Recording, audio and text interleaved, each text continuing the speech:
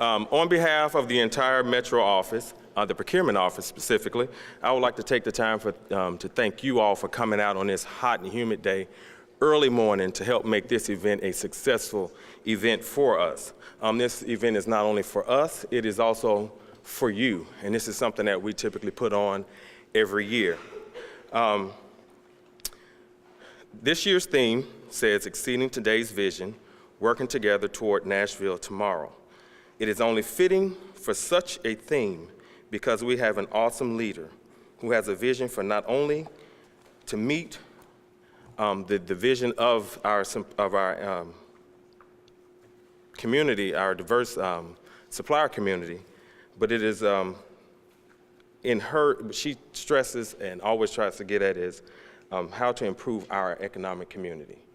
And before I introduce this visionary of the IT City, I'd like to thank Collier for providing this morning's breakfast for us, Messer for providing the water bottles on this hot day to help keep us hydrated as we walk back and forth. And without further ado, I would like to introduce our awesome mayor who has continuously supported everything that we do for this city. At this time, the Honorable Mr. Megan Berry. So good morning, everybody. You guys are awesome. I actually did that a few weeks ago up north, and nobody responded. I was like, come on, y'all, we're from the South, so I love call and response. Want to give a quick shout out to Berkeley Allen, who is here, who's a member of the Metro Council. The Metro Council are huge supporters of diversity initiatives and inclusion initiatives and making sure that our city is on the right path. Berkeley is also my council member, so it's nice to see you, Berkeley. Are we standing in your district? Awesome. Well, thank you for letting us be in your district. I know that Bob Fisher, who is also with us today, is going to say a few words in a moment, but I'm going to just take this time really quickly to just talk about Nashville. Now, usually when I have the opportunity to talk about Nashville, you know, I talk all about the great things that are happening. And guess what? I'm going to do the same thing today.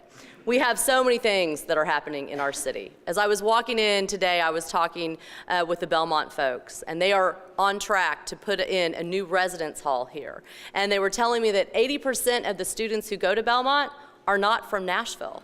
That is pretty reflective of what we're seeing in the growth and the diversity of our great community. 81 people a day move to Nashville. Now, some of them are being born, so they're smaller.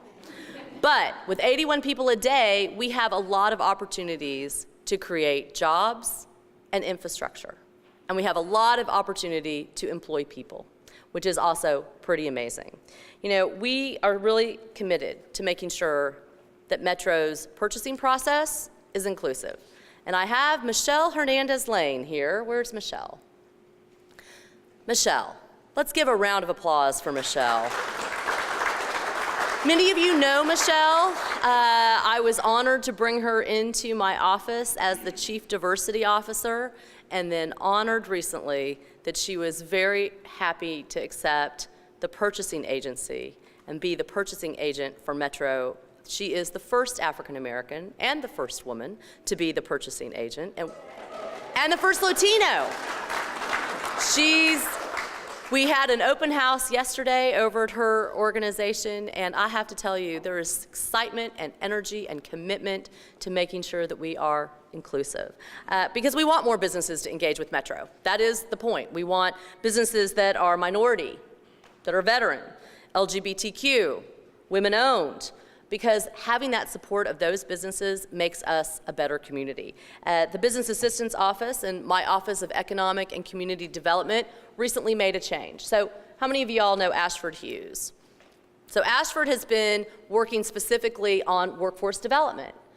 In this new reorg that we did with the office, we actually put Ashford over into the Economic and Community Development Office because we are tying workforce to economic development. And I think that's really important. There was a time in Nashville where the jobs, we had to chase the jobs, the economic component. But now we actually have very low unemployment, 2.1% across our county, which is phenomenal. Having said that, we still have places in our community that have higher unemployment, up to 19%. So making sure that we're addressing that equity across all of those communities is critical. And so we have to continue to fill jobs at all levels. But we don't have to chase the jobs now. We get to chase the community component of that. And I think that's really important on the workforce development. We know that Nashville is better when we're inclusive. We know it's better when we are warm and when we are welcoming. And that is how we are known across the community. And diversity is a key part of that. I think it's amazing when we look at the statistics. I mentioned the 2.1% unemployment, but let me just tell you a little bit about what our city looks like from a financial perspective. We passed our first $2 billion budget this last June with the Metro Council's assistance.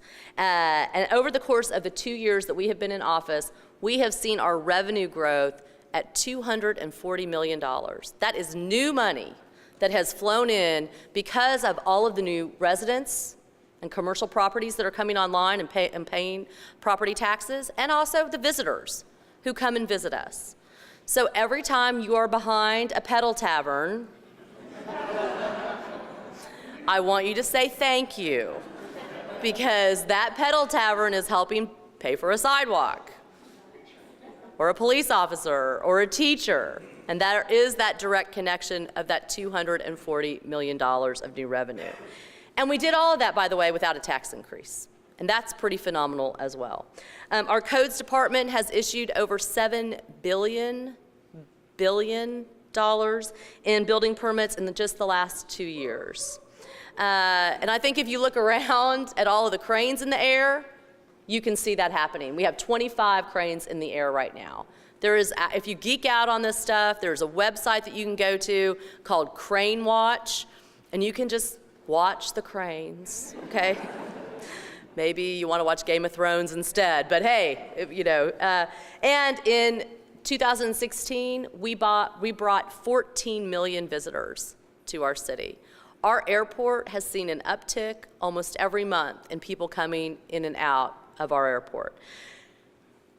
So all of that to say that new Nashville needs transit, it needs infrastructure, it needs affordable housing, it needs workforce housing, it needs more education, more public safety, and those are the priorities that we talk about all the time of what's going to keep Nashville strong.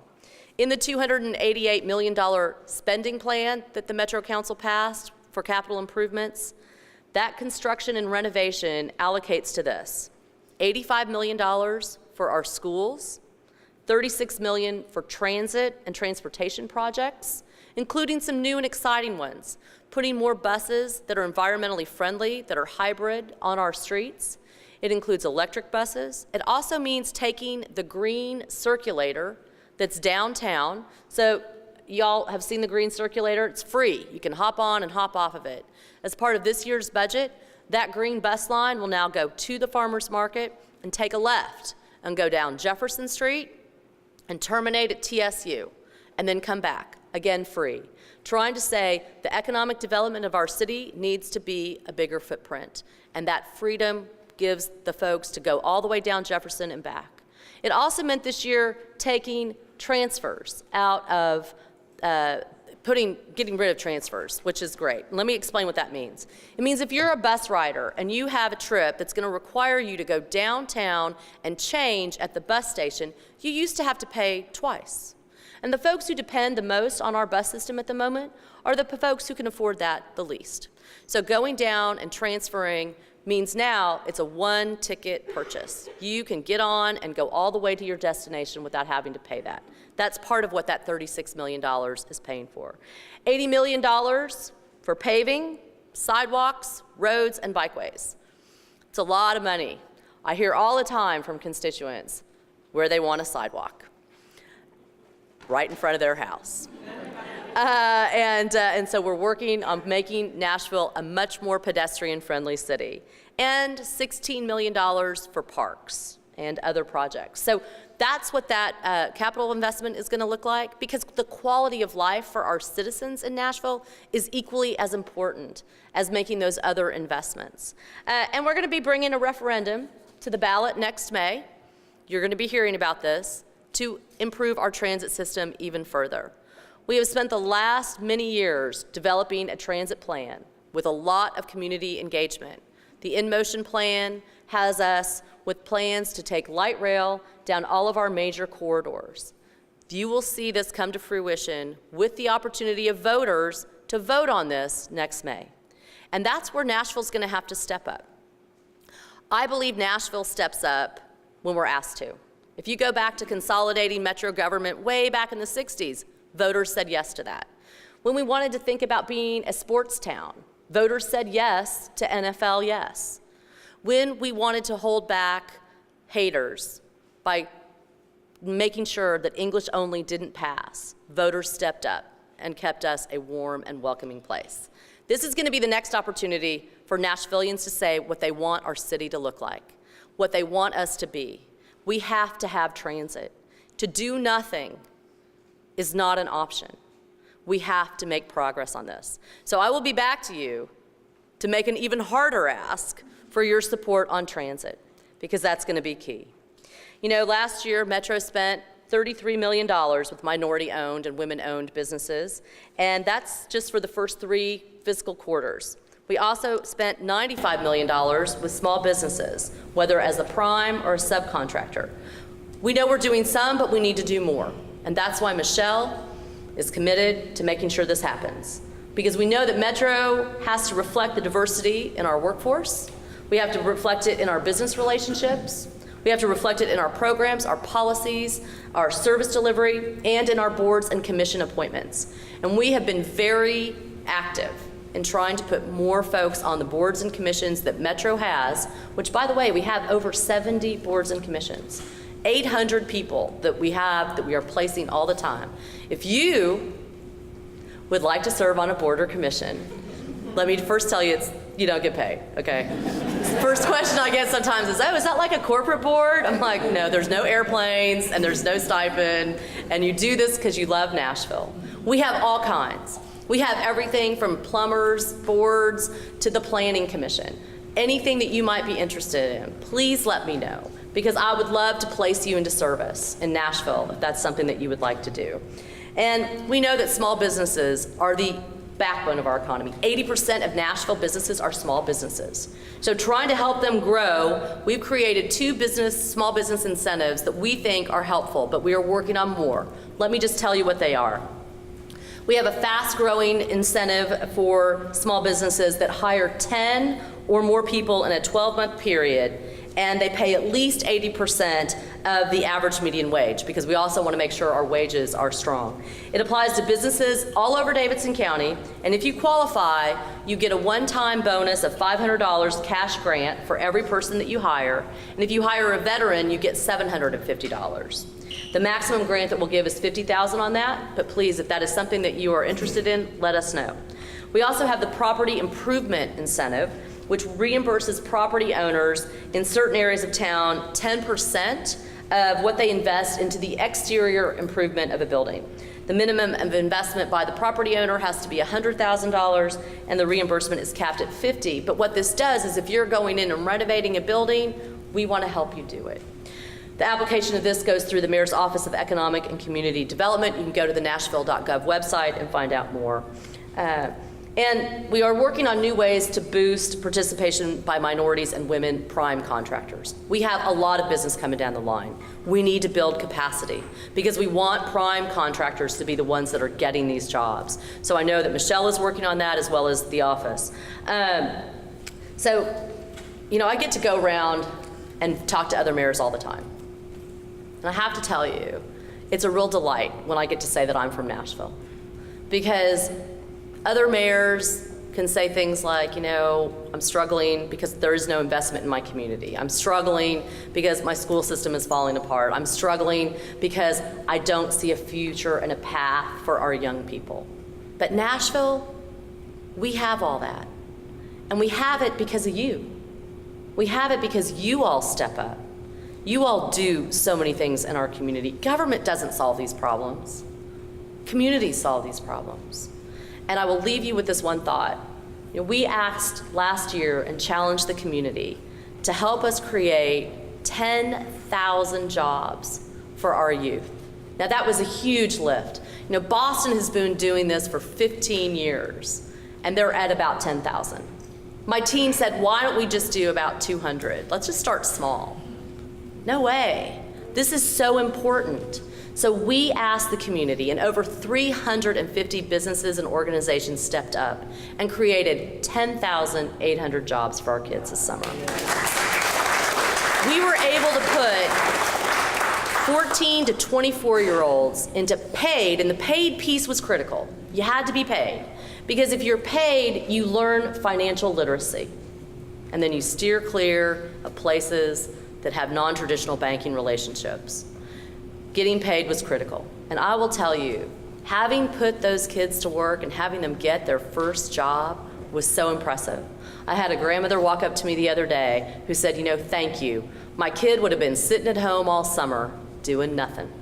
But instead, he was able to get ACT prep, mentorship, and be involved and engaged in a job. So thank you to all the companies in this room, because I know there are several here who gave me those internships. I'm truly grateful. And I think that is a best example of what Nashville does when we all come together. And that's what I see for the future of our partnerships. So thank you so much for inviting me to come here today. I really appreciate it.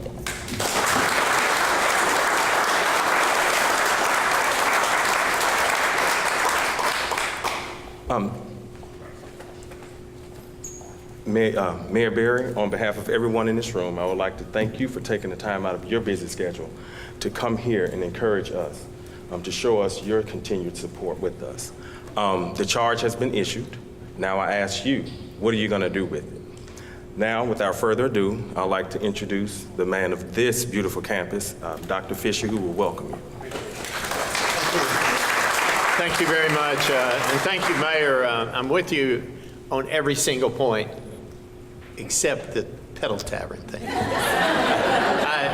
I've never even thought of saying thank you when I see one of those things. But, I mean, what a great idea. Let's put people on a little stool, and let's put it in busy traffic. And hey, let's drink a lot, too. What could go wrong? Nothing, but... I just said say thank you. I didn't Okay, all right. No, anybody here, if you want to serve on the Metro Traffic Commission, I think they, or somebody. Anyway, no, it's great to be in Nashville, and I will say this, at Belmont we'll welcome about 8,100 students this fall. That's up from 2,900 back in the year 2000. And I've been privileged to be here during that time, and I will tell you the biggest reason why we're doing so well is because of Nashville, and it's because of the progressive leadership of our city that continues with Mayor Berry, and it's also very much a part of the progressive work that goes on in offices just like many of you work in every day. And you move Nashville forward, and kids from Portland, Oregon want to come to Nashville. And they come and they go to school, and guess what? I hear from their parents because they don't go home. They stay in Nashville. They love Nashville. So I just really want to thank you for your work. It's our privilege to host you here today. I'm sorry it's so hot outside, but you know we hope it'll stay cool in here. Quick explanation about this. This is just when somebody says, I want to go to law school, we bring them in here and we point to Solomon and say, are you sure you want to make those decisions? Because actually they will make those kind of decisions. But I hope you can stay cool. I'll close with a quote from my son when he was 12 years old. I was repairing the lawnmower, and it was Arkansas summer, just like a Nashville summer, basically. And I skinned my knuckles, and sweat was dripping into the skin part, and it's like, and I got the recoil starter almost fixed, and then it goes boom like that, and I stand up and I just kick the lawnmower, and my son says, Dad, you can't always stay cool, but you can always be cool. Be cool. So be cool, have a great time, and let me say this, I also want to thank Michelle and many of you for the leadership that you provided to us in helping us to get our supplier diversity program going here at Belmont. Joyce Searcy is here, and she's been at the forefront of helping us do that. So you've helped us in so many ways, and thank you for bringing this event to Belmont. Thank you.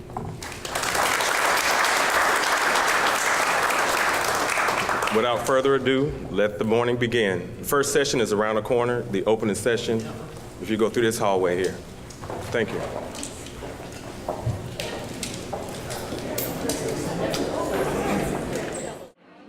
I know you all have been welcomed several times, but I do want to make note that if you are here and you utilize any social media components, we ask that you hashtag us at BAO Vision Symposium so that we can make sure that we get that information too.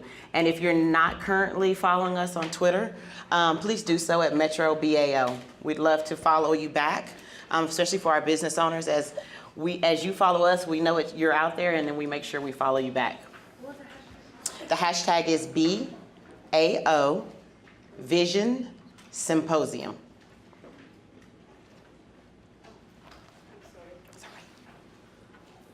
Awesome, thank you. As you all know, growth is happening all around us, and the effects are a constant focus. If you spend any time in Nashville, then you've experienced some of this growth. For business owners, there's a need to find ways to increase and develop their company's workforce. And in return, it will enhance our region's economic stability. Nashville's economic stability is a priority for our workforce development professionals, and conveying the whys, the hows, and the with whom will be shared with you today from these two workforce development gurus. Today we have Ashford Hughes, Senior Advisor of Workforce Diversity and Inclusion for Metro Nashville Government, and Donzale Powell, Community Service Manager for Nashville Career Advancement Center. If we could welcome them, please.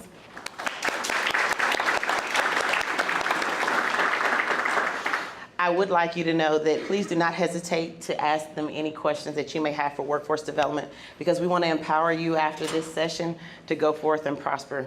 We want you to utilize workforce development for your benefit as well as our community's benefit. Thank you.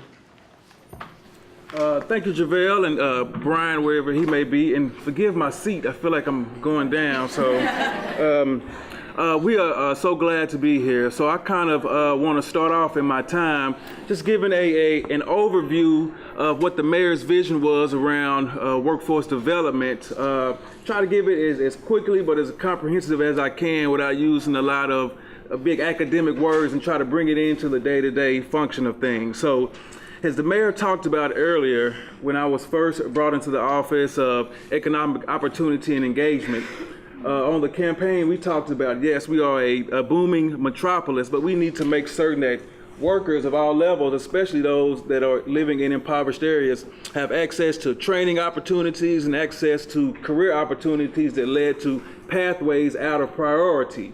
So the workforce itself from day one has been very important to this administration. So workforce is any activity essentially that trains a person at any level in life and gives them the skills to acquire a job. It also helps our workers and our business leaders to be able to find individuals that are seeking those job opportunities. So within the mayor's office, she did not essentially want us to come in and function to try to start a whole lot of programs, different programs. We have a lot of workforce programs and organizations in the city. We needed to try to break down those silos and bring everybody together so that we could be a more coordinated unit. So some of what we put together was more or less a workforce development blueprint based around several principles. So I'm gonna read off what our principle is and kind of explain that a little more. So our goal and how we want to achieve a mission of having a skilled workforce and a workforce that business leaders can find anytime they need them was our office is set to either lead, convene, or participate with leaders in academia, workforce strategies, training, HR, and nonprofits to create the conditions that lead to strategic implementations of roadmaps for producing career pathways. What we have been doing is trying to set up a processes by which employers have access to those that are skilled workers, and a process by which those individuals that are seeking more skills to either get an entry-level job, or those individuals that are currently at entry-level jobs, to give them opportunities through post-secondary and other certifications to be able to advance within their careers. So we have kind of set out working with several of our partners right now to create kind of a workforce blueprint. Some of the key principles around that blueprint are, what are we doing to provide education and training for workers or potential workers in our community? What are we doing to offer them supportive services, or what can we do to convene those supportive services? A lot of workers now need access to child care. A lot of workers need access to what the mayor was talking about earlier with the transfers and the bus situation. What are we doing to provide them access to the jobs? We need to be supportive of our HR and employer needs. We need to develop and coordinate strategies and policies to get people access to opportunities. One of which is what we worked on earlier with local hire policies and making certain that local residents have access to localized training, and Don Zalay will talk about that as well, and that's specific to the construction industry. So how are we providing that policy or strategic index for all industries within Nashville? And the third one is and the last one is, how do we improve job quality and access? We know that within our community, the mayor talks about this all the time, as she said today, wages. We know that a lot of individuals right now work in multiple jobs and are not able to still get themselves out of poverty. So we have a lot of great companies that are here and a lot of great companies that are coming here. So how do we get these individuals at the lower income the access to training and job opportunities to get higher wage and higher career pathway jobs? So right now, we've been working with and convening with several partners within our community that are workforce leaders, such as the Central Labor Council of Middle Tennessee. We work with the Nashville Career Advancement Center, which is our federally regulated job center here in Nashville, Tennessee. We work with organizations like Goodwill. We've been working with several other key workforce partners that have been helping us to really pull people together.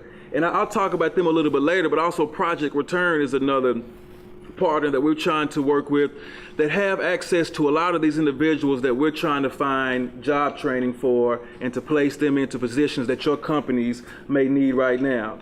So what is our key functions or our expectations as we try to convene and bring these individuals together? The mayor from day one has been big on the phrase that what gets measured gets done. And she is a big indicator, she's a big believer in being outcome driven in everything that we do and trying to make sure that that process is passed along to our partners. So what that means is that we want to figure out and we want to make sure that we're keeping track of how many people are being trained, how many certifications are being received, how many jobs are actually being acquired, what are the wages, and right now one of the big things that we're trying to work with our partners on, what does that job retention look like? What do our retention numbers look like? Because that is an important statistic that we have not held on to or not acquired for several years. And I must kind of revert back and talk about this is the first administration that I'm aware of that has really taken workforce development and the people around what you business leaders need and really try to put together a process by which we get you the people that you need. So I think that's important that this administration thinks enough to have myself and ECD and another young lady that's a small business developer who is working with us to reach out to small business. How do we function to make sure that Nashville is prosperous for everybody? So I talk about what are the benefits or what is the importance of having a workforce development plan within the mayor's office and the importance of convening and leading some of these efforts. Well, it provides you a skilled worker. How many people in here are employers? So about more than half the room. You need a skilled workforce. Right now, even though our unemployment rate is low, we have several industries that are hundreds of workers short of being at full staffing. So having a robust workforce development program helps to help you out. So it also allows for workers to acquire the skills needed for today's jobs. We saw coming in and we heard from the community as we go out and speak with community leaders, community organizations, our churches, they have people that are looking for work. The problem is they face various barriers. There's an education shortage in some of these communities. So we are working to provide a training mechanism, working to work with our post-secondary institutions, our academies, even at a young age in high school, to really let these individuals acquire the specific job certifications and training needed to work in some of your industries. So some of the industries that we have seen or that we have been closely working with benefit this program is essentially all organizations in industries. But we have several that we have been focused on, which are right now our largest industries, and over the next 5 to 10 years are still going to project to be some of our largest industries going forward. One is the construction industry. 2 is the healthcare and healthcare tech. 3 is IT in general. The 4th one is advanced manufacturing. And the last one is dealing with transportation. So we are trying to find ways to be specific to build a cohesive unit that helps these industries really find pipelines of employment for workers within their community. I do want to say that going into this, and I just want to read a few brief points of this. We had to learn to take bites of the apple. So we actually have broken down what the mayor wants to do in kind of a timeline in periods. Because as I said, the mayor wants to see metrics, and she wants to see those outcomes going forward. So just a quick snapshot, our 1 to 3 year goals, our top goals are to enhance coordination and collaboration across programs, workforce organizations, and employers by breaking down silos and convening targeted industry partnerships. Number 2, create direct and available pathways to connect Nashville workers to long-term employment opportunities with identified potential for prosperity. Number 3, ensure secondary, post-secondary, and vocational opportunities in Nashville region are matched to current employer needs and future job trends. So what do we see right now that is working? Well, right now, we've been fortunate enough to have industries that want to be good partners with us. I see Skanska in the front row right now, who have been working with us, and we're early in the stages of our construction readiness partnership, but we are, building that out. We have other partners, Goodwill, that continues to work with us and reaching out to these community organizations that have people, but they need access to know where to go to get the training needed to work for a HCA or another industry that's here in the city as well. What needs improvement? Well, we need to also, better connect with our business leaders and help them connect with community entities, with our community colleges, with our high schools, to be able to help them fill that pipeline. We're about a year in to kind of convening several of our partners and trying to work with several national foundations who have helped us study what other cities are doing to actually piece that together. So as we go over the next year or so, and as the mayor says, we have around 700 days until the election, we need to make certain that we're continuously pushing that needle stronger and stronger. So what is next for us going forward? Right now we have some opportunities. We have a labor advisory council that the mayor has put together, that we talk with employees from various sectors about what are your needs as far as training? What are some of the barriers that some of your friends or family members are seeing to be able to access some of these higher wage paying jobs? Right now we are looking to put together an employer leadership roundtable where we get business leaders like yourself to come in and tell us what specifically it is that you need, what are you looking for, and then look at some other national trends that are happening and programs to kind of help build that pipeline for you. We're also right now working to try to build up something that's going to help another constituency group in this city that often gets forgotten, which is those that are coming out of prison. We have in Nashville designated a HUD designated Promise Zone area. So we have 6 Promise Zone areas. These are areas that are largely impoverished, low education attainment, and that designation helps them when there's any nonprofit entity that wants to apply for a grant for a program for workforce or housing, for them to be able to get dollars and points towards that. So we are working, and we find that in these promise zone areas, we have a lot of individuals that are recently coming out of prison that may have felonies or barriers such as that need to be helped out. So we are now trying to find ways to work with other national entities to put a program together to help this constituency. And I know Project Return will be a big partner in that going forward. So we are continually trying to build that pipeline from middle school to high school to college directly into your company.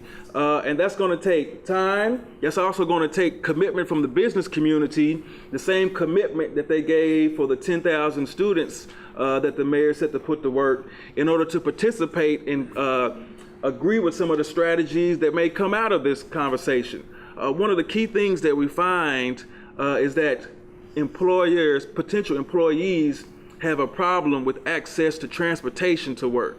That is one of the key barriers that we find. And in some cities, employers pay the cost to have a bus pass for their potential employee, but there's other things that can be done, and we're trying to work to find ways that we can make certain that those individuals that feel as though they're being left out of this economic prosperity have a direct line and a direct opportunity to training, education, and job acquisition. I was like, dun-dun-dun. No. All right, well, again, my name is Donzale Powell. I'm the Community Services Manager with the Nashville Career Advancement Center. And my focus, similar to what the mayor was saying, it's gonna be community and it's gonna be collaboration. So in the position that I'm in, my perspective is more from, I run some special projects, pretty much that's part of my job. And the Nashville Workforce Network is one collaboration that I've been working with probably now almost 5 years. It stemmed out of the Mayor's Poverty Initiative back in, I want to say 2010 or so. It was before I was actually with the Nashville Career Advancement Center. But what has come about is where we are seeing, like he mentioned, there's a lot of silos. We have a lot of resources in Nashville. Everybody does not know what everybody is doing. And so you might be, say if I'm a community-based organization, I'm trying to provide all these services to my clients. I'm trying to create it. I'm trying to draft a new program. I'm trying to hire additional individuals, when truly it might be 2 blocks down the street, there's another community-based organization that has been providing that service for 20 years. I just don't know that they're there. I don't know that I could refer my clients there. Maybe they could assist with a bus pass for a client. We can work together. There's certain workshops that we might do versus what they do. Leveraging the resources is really important. So part of what the Nashville Workforce Network does is we primarily have membership that is, I'd say, nonprofits, employers. We have some educational institutions, and then also state and local government. We try to come to the table and say, what are the hot topics? What's going on? What trainings are needed? What type of professional development do the people that are actually working with the clients need? Providing events such as that. Also always, with the name Nashville Workforce Network, always providing that networking opportunity at events. And here's another great example of how today you're able to kind of network amongst yourselves, and then they're also even trying to get tech savvy, where they kind of help you to do that and make sure that you're meeting the right people. So things like that are really important. As far as for the employers, I want you to try to make sure that you're trying to learn about community-based organizations, and I do believe that the Nashville Workforce Network may be a way for you to do that. I'd say our membership is now probably around 300 or so, and again, that's a mixture, and we like it being a mixture because we need feedback, we need comments from every level in order to see what's working. Those people that are feet to ground every day working directly with a client that needs a job or needs training, or maybe they're hitting some of those barriers that he was referring to. We need to know bottom line, HR, we need to know what are their perspectives as far as what are they looking for. How do we know what are the most common things to coach those people on in order to get them through the interview, to get them through the application process. So we're always trying to look at what's needed in the area. And then also, I want you to keep in mind that there's so many community-based organizations that could be that are more than willing or either already doing a lot of training as far as assisting these people. So how he was talking about these pockets of unemployment, these pockets of just places where people might have some extra barriers, those are usually the places, those people are going to these community-based organizations. They're in the city, they're close to home, maybe I can go right down the street, I can walk there, or I can catch a quick bus there. They're willing to go there, they want employment, they want more skills, but they might not go all the way to the American Job Center.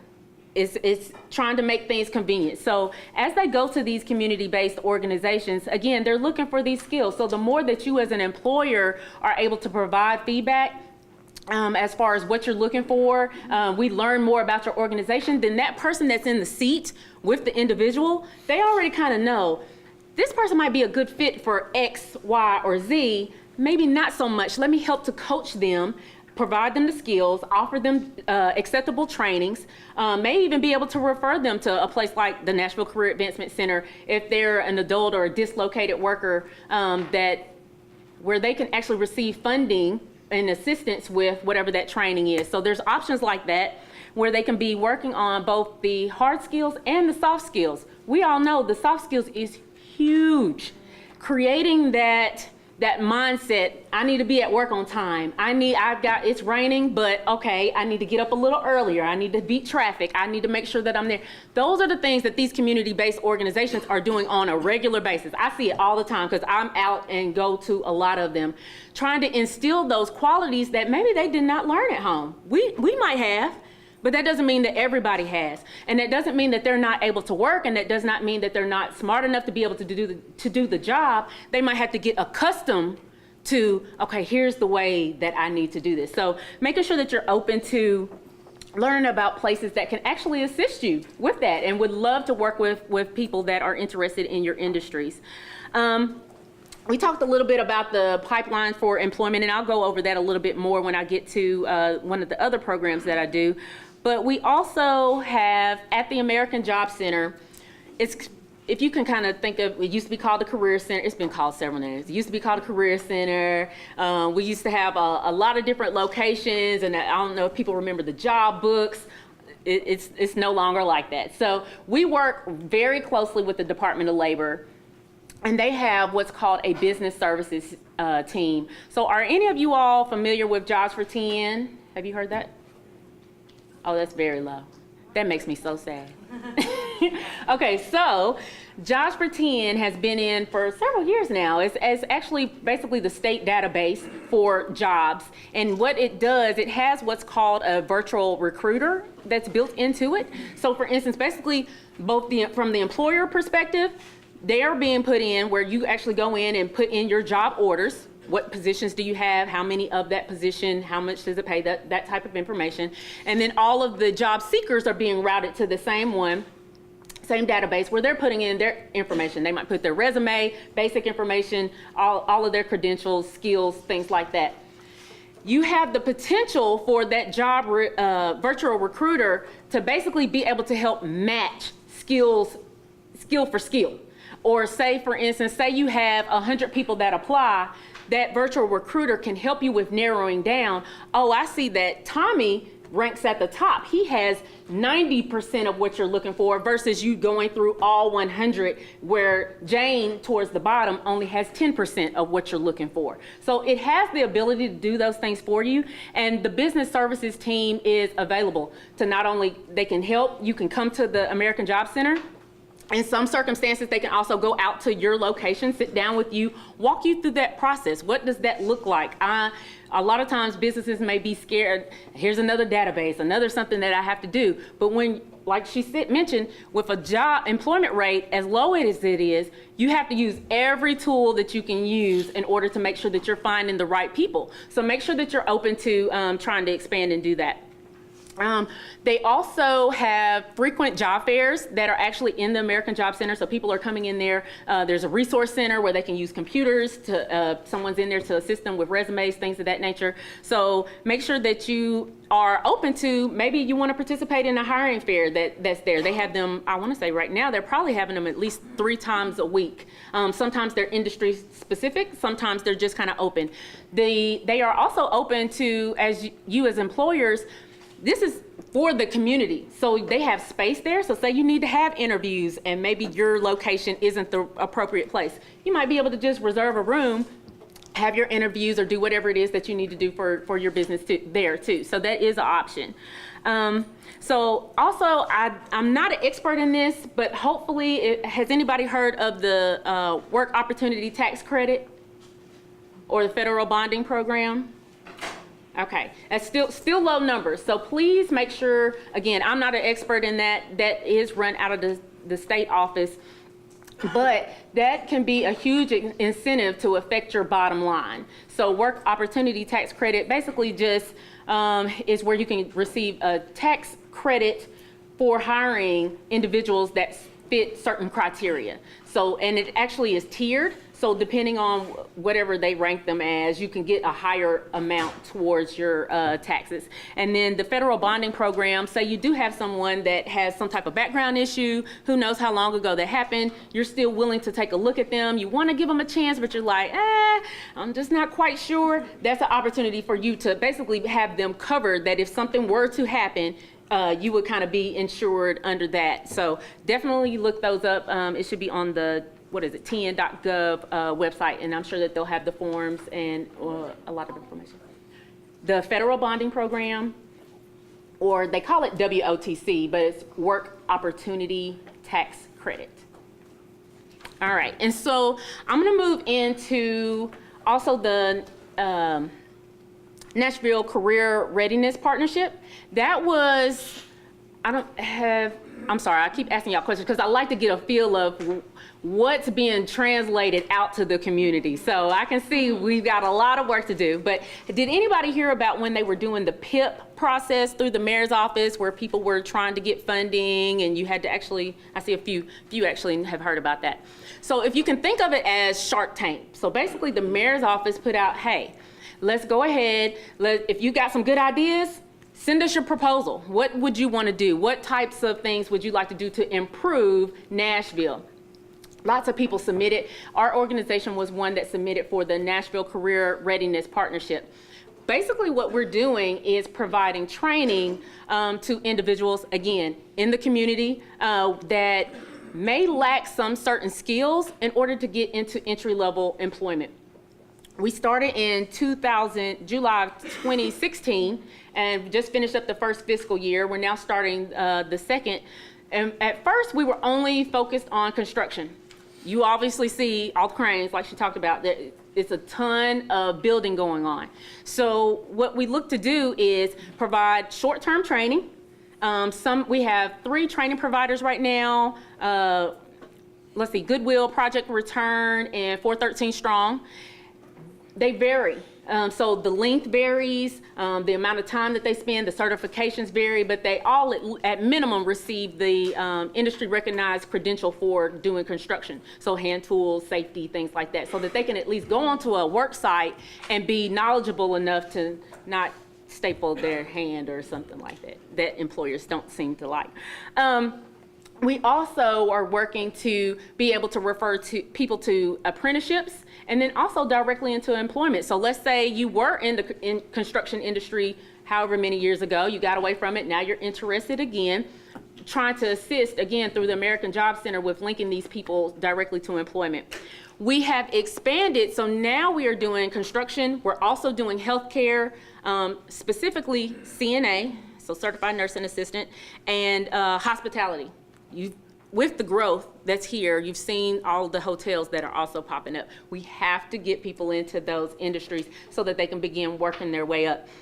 We've had quite a few success stories where, again, someone that might have been in one of those promise zones or in those target areas that has just struggled has been able to learn those soft skills, been coached, complete attitude change. They're now in the industry that they said that they wanted to be in. They've been able to acquire their certification, and they've been able to go to work. And actually, one of the stories that I liked the best was a young lady that actually she was a little bit older than you would think, typically to want to go into construction. She wanted to go into it. She got her certification, and she was the best that was in the class, and she's now working actually through the Metro Housing Authority. So things can come full circle to where if we take the time to learn what's out there, try to keep getting the word out. That's one of the things that we'll definitely try to do as best as possible. But of course, we're always on limited budgets, so we try to make do with what we can.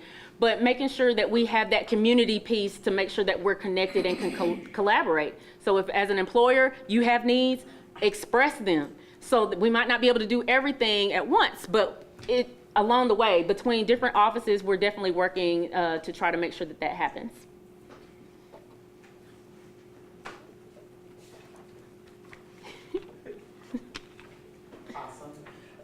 So we've heard a lot of things that today that we need to work on or utilize. Are there any particular questions that you all have that you want to get more information on to make sure that you're able to utilize workforce development?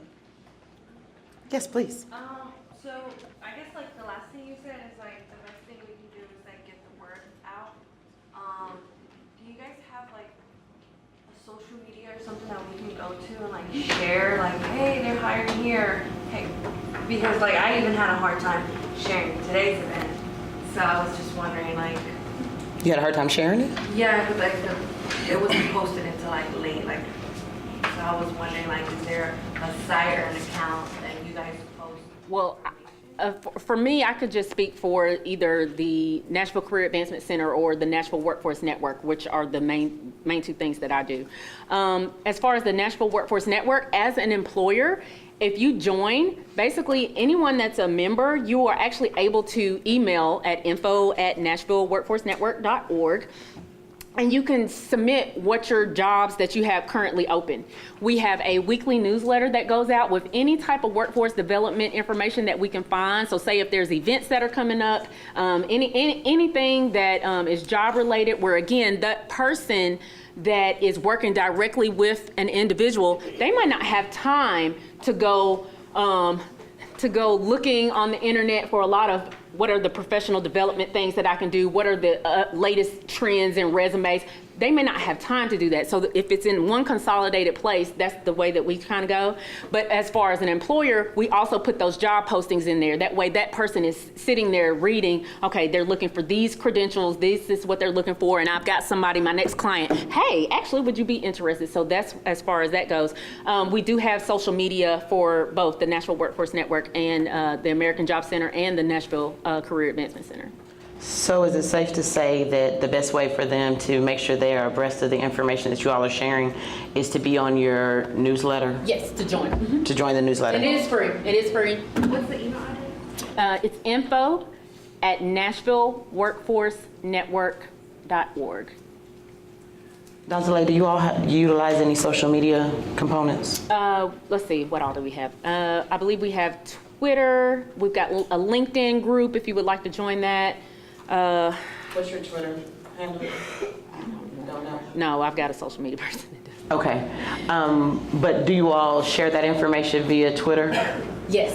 Okay, so I will, yes ma'am, I'll get you in just one moment. What I will use this opportunity to say is that Metro BAO and most of Metro divisions, as well as our business resource partners, utilize social media in order to make sure that we can get information out to you that you can benefit from. So if you currently are not following, really I would suggest that you follow any business resource organization here locally, and really anywhere that you're doing business, simply because as business owners, you don't have the time to constantly check in with those folks that you interface with. But what you can do is take the time to go to your Twitter account and run through or type in opportunities or networking so forth and so forth. If you're on Eventbrite, make sure you're registered with them, because Eventbrite will send you a weekly notice of opportunities that fall within what you typically associate with. So you want to definitely do that. What we will do is after today's event for our attendees, we will send out some points of note. I will find out what NCAC's Twitter handle is and make sure that I share that. Ashford? I do want to say that our office right now is working with Bloomberg to create a data portal for both those seeking employment to find out where the training opportunities are, the education opportunities are, but also within that data portal will also be for small businesses to find out where they can link up to, whether it be small business incentive credits, whether it be potential employees that are actually looking for work in that area. We really believe that people go to the mayor's office for a little bit of everything online, so we can actually show them the economic piece and the workforce component, small business, that it'll be a lot better information to go out to people. Ma'am, I'm sorry. How does small company goes to getting some training in the construction, like for safety and I don't remember what it's called, but basically safety training. If it has to be at the job site, or can someone also bring a group? I don't know. How does one go about that? Now, the training that we're providing is actually for individuals that live within Davidson County. So it's for the workers, not necessarily the actual construction company. But I'm sure that we still might be able to, just see me after. I'm sure we can find some resources for that, though. Kayla, will you answer that question? Yes, so there are trade associations in Nashville, there are Associated General Contractors. Oh, okay. Oh, thank you. And Associated Builders and Contractors, both do safety training. Okay. And so we have training rooms where you can do safety training of all descriptions. If you've got enough people, AGC I know has a full-time safety director, so we can come on site and do it. Right now, we're trying to work on Spanish training. We don't have that right now, but we're working on it. So I do know some people that do Spanish-speaking training, so I can get in touch with her. And it is Associated Builders. There's Associated General Contractors, Associated Builders and Contractors, so either one. Did everyone get that? I've got cards if you need safety training. Yes. I noticed that I just talked to the mayor, and then she said that that we need some Hispanic people in the metro, and but we don't have the people, and we need DACA or students that they will be able to accomplish this kind of work. So what can you do about it?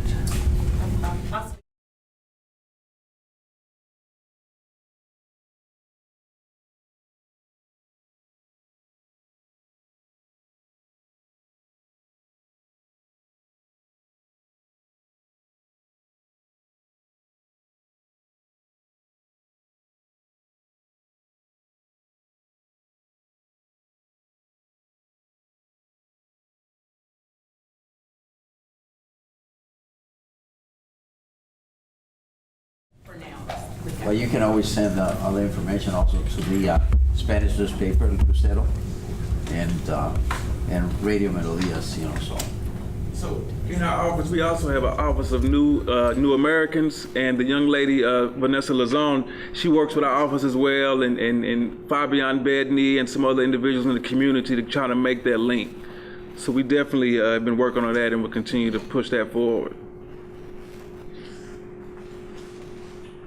Awesome. Well, it seems like that we've answered everyone's questions here today that has them. Hopefully this session has allowed you the opportunity to know that there are some things on the horizon to make sure that we continue to develop the economic stability here in Nashville.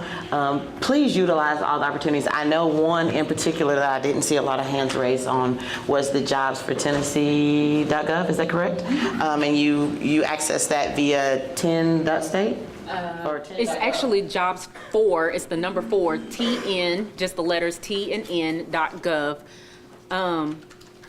Also on there, there's a lot of general information about your industries that you can look up as well. So if you're interested in knowing how many people in Davidson County or in the U.S., there's lots of information that's on there. So it's a resource portal as well. So we want to thank them. I know Ashford is working on a great deal of things to ensure that workforce development is continuously building. As we've said here, make sure that you reach out to your business resource organizations. There are several companies in the room, and I won't name them individually, that I know that are working to utilize their opportunities of training to develop the individuals that live here in our community. So use that to your benefit to increase your workforce. What we will do is we're going to move into our metro forecasting session. I'm going to give you all about 5 minutes in case anybody needs to break. But we'll start right back up and go into metro forecasting. We'll have some handouts. It is in this room. Let people get set, but what we will do is be passing out upcoming opportunities via Metro and some of our quasi-government agencies so that you can find out opportunities for your businesses. So we will reconvene at 10:25. Thank you.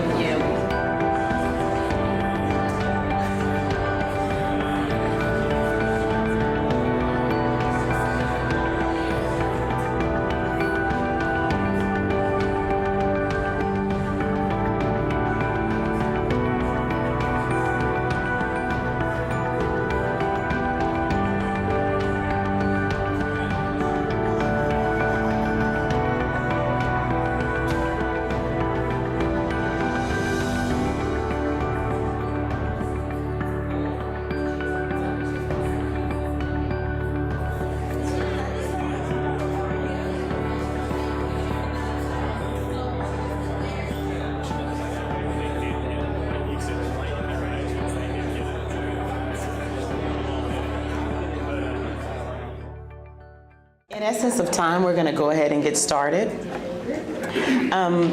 This particular session, we are utilizing for your benefit. It's not to talk to you, be a talking head, but just simply to let you know about upcoming opportunities. Of course, they're not all the opportunities that are out there, but it gives you a brief synopsis of some options. You have been passed out a handout. Within that handout, you will see listing from water, general services for Metro, Nashville Public Schools, their construction, as well as the Music City Center. Today we have the pleasure of having Jasmine Quattlebaum from Music City Center, Mr. Ron Taylor from Water Services with Metro, and Alicia Wicks. Ooh. Thank you, I couldn't think of your last name. It saved my life, I'm so sorry. Is the last name again? Hickson, Christy Hickson from Skanska. We'll also have Sonia Walton from Messer joining us. What they're gonna do is basically provide you with, for Metro, what the major ones, a couple of the major ones, what the needs are, what you should be looking for.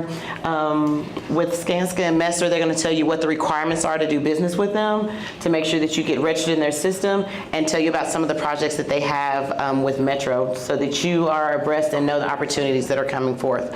We'll start with Jasmine if none of you all mind, and we'll work our way down. If you have questions, please be sure to ask them.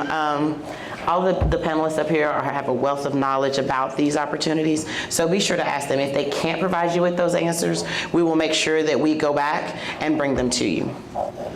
Thank you. All right, once again, I am Jasmine Quattlebaum. I am the Director of Purchasing and Diversity for the Music City Center. It's just that small little building downtown. And so what I would like to share with you guys is the opportunities that we have upcoming in fiscal 2018. So if you would turn to the last page, please.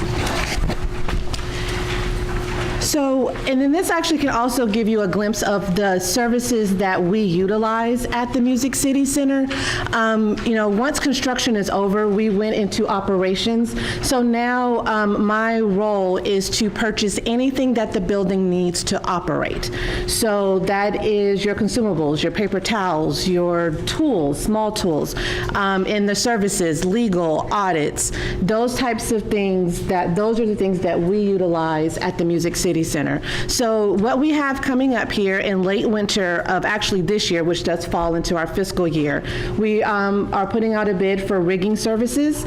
Our rigging procurement is for an exclusive rigger to come in and hang anything that needs to be hung in the building. Of course, that is a liability, so we want to make sure that we have control over that contract. And then late winter, we have promotional items and amenities that will be coming up, and so that's anything that is logoed. So that's what's coming up. And then early spring, we have a business service center, and that is actually a lease space that we have inside of the Music City Center, and we are looking for a company to come in and potentially run that center. So that's all of your copying, shipping, those types of needs. So that's what we have there. Pouring rights, which is right now we're a Coke building, but as with anything, everything that we do is cyclical. So it's on a 5-year run. So you never know. We may be a Pepsi building. Just never know. So, and then late spring, we have valet parking. That is sometimes our clients that come in would like for us to have that service, and we do have a contract for that in the event that the client wants to have valet parking. And our emergency medical services, and that is up in late spring as well. So those are just in a gist of the major ones that we have coming up in the fiscal year of 2018. I'm Ron Taylor with Metro Water Services. I think most of you know that Metro Water provides water, sewer, stormwater services to Metro Davidson County. In our traditional capital budget, we've got about $100 million a year that we expend in design and construction services for improvements to our distribution system, collection system, and our 2 water plants and 3 wastewater plants. I don't have a complete schedule for those projects. There are some pretty decent sized projects coming up for construction this year, including some upgrades at our Dry Creek and our Whites Creek project. We will have representatives at the Business to Business Expo this afternoon from the rest of our department that can talk more about those projects. In addition, we have a separate capital program called Clean Water Nashville. And I'm guessing a few of you at least don't know that Metro Nashville is under an enforcement action from U.S. EPA, Tennessee Department of Environment and Conservation, and the U.S. Department of Justice for overflows. Not a good thing. They have gently encouraged us to reinvest in our infrastructure to reduce that problem to the tune of $1 to $1.5 billion over an 11-year period. We kind of jokingly claim that we're the largest program that no one's ever heard of, because people don't talk about sewers, really, not all that exciting a topic. But it is a pretty massive program to reinvest in infrastructure in our city. So I can talk briefly about that. You've got a list on that front page of projects that will come out in fiscal year 18 for that program. Most of the work that we're doing is sewer rehabilitation. And since I think a lot of you live in Davidson County, let me just take a minute to mention what that is. Sewers don't age well. They crack, they leak, they start to allow extraneous rainwater to come in during big rainstorms. All that extraneous water causes a problem for us, and it overflows. So to correct that problem, we could dig up every sewer line in Davidson County, but that's really not a good thing to do because it's going to disrupt every road that we want to travel on. We think pedal taverns are bad. This is worse. So the way we do that with less disruption is that we put a liner inside existing leaking sewer pipes. You put this liner that's kind of a felt-like material from manhole to manhole. It is activated with hot water, and it forms a bond inside that host sewer pipe. So you got a brand new plastic pipe in an old aging pipe. We can do that then without tearing up the road. So most of the work we're doing is in that area. When we do a sewer rehab line, we also renew your service line from your house to that sewer line. And if that's in grassy areas, we'll dig that up. We've been in about 6,000 yards in the last 5 years, so we've had ample opportunity to create service issues. And I think that our contractors and our construction manager has been really responsive in dealing with those issues. So aside from sewer rehabilitation, there are a couple of big projects coming up this year that I'll mention. The second biggest design project that we'll have is the Mill Creek project. I think it's fourth project on your list.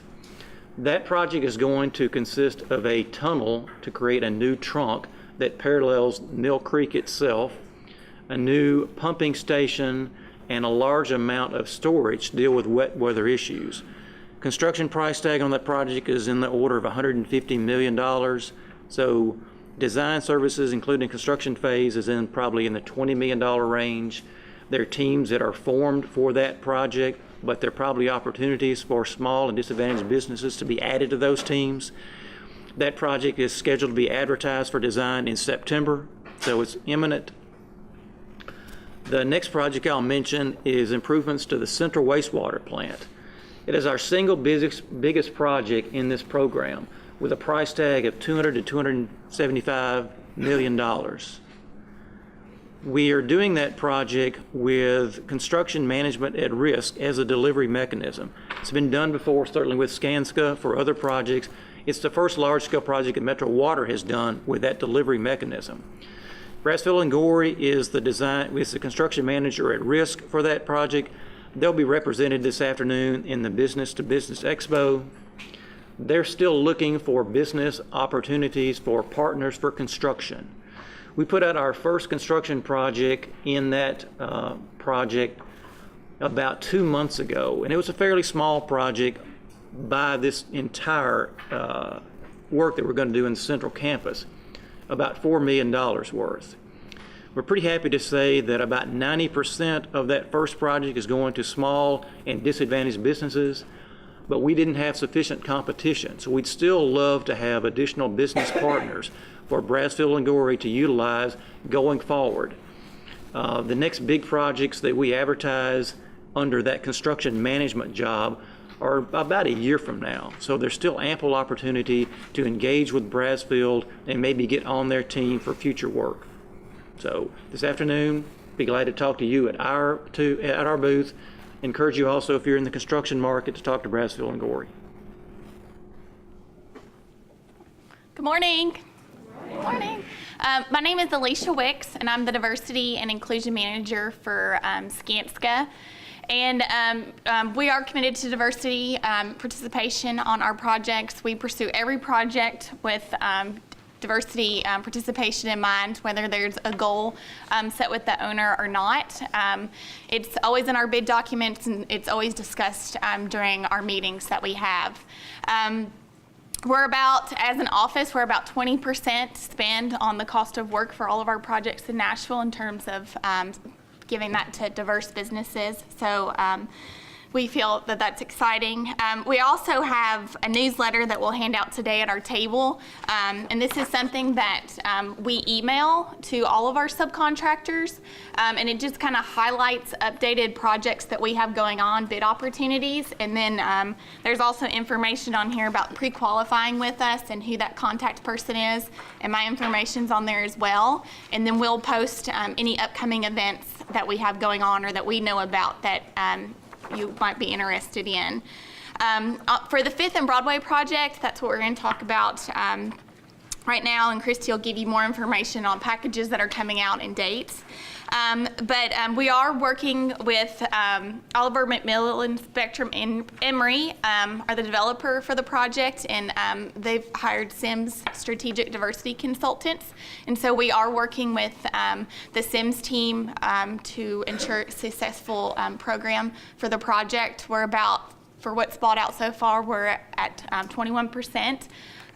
So about 21%. The project manager, the senior project manager for this project is Jeff Elpers, and our pre-construction lead is Adam Hicks. But Christy's going to give you some more information about upcoming packages. Hi, I'm Christy Hickson. I'm the procurement manager with Skanska. Currently on the 5th and Broad project, we've already released some early demolition and some design assist packages, but this month we're sending out packages for concrete and for elevators. And then coming up in August, we're going to be sending out a very large package, bid packet 3, and that's going to contain all of the tenant interiors.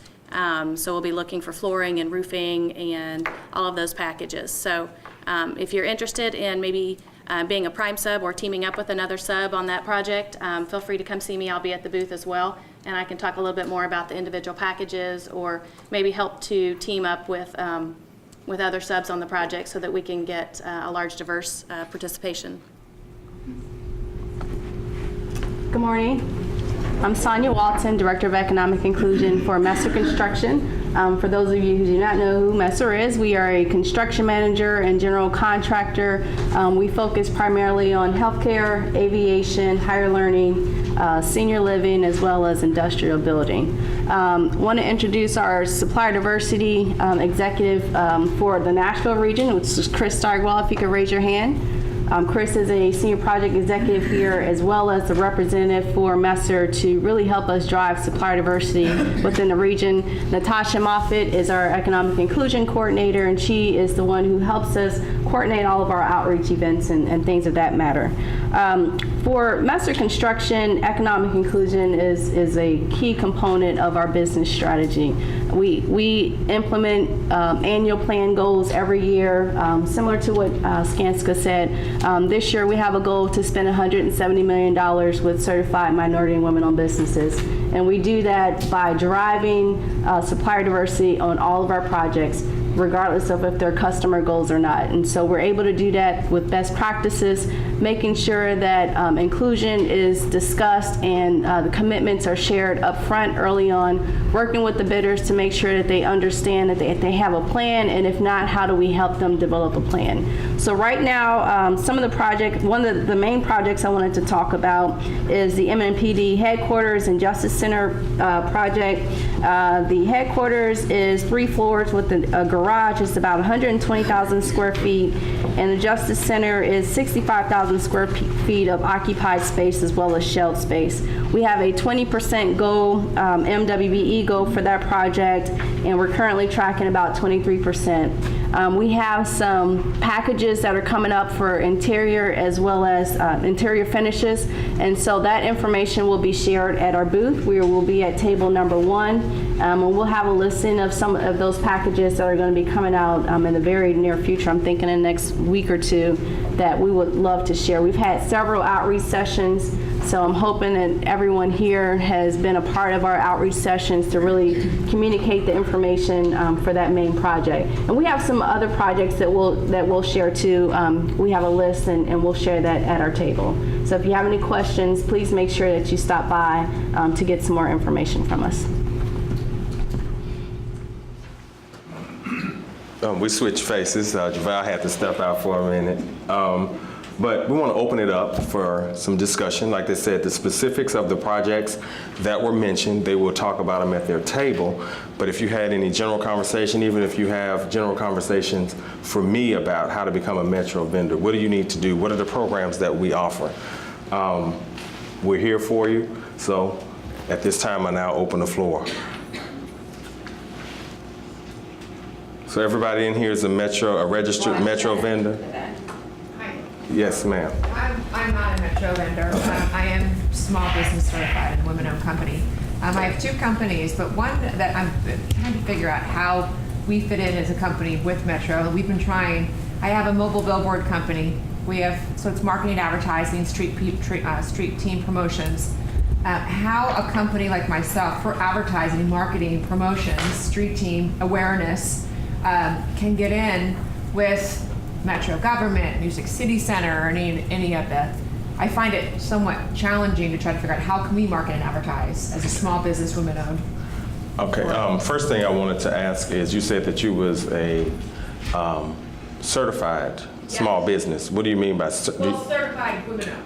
So I'm a WeBank certified. Okay, so you're a certified WBE. Yes. But you're not an approved SBE. Yes, I am an approved SBE. And you were approved with Metro? Correct. Okay, good. Just wanted to make sure that we were all on one accord and we were clear, because there's a difference between being certified and being approved. Sometimes we have individuals where they'll come and say, well, here's my certificate from GoDBE saying that I am a certified small business. I said, well, we don't accept those certificates here. We at Metro have our own certified or approval for small business owners.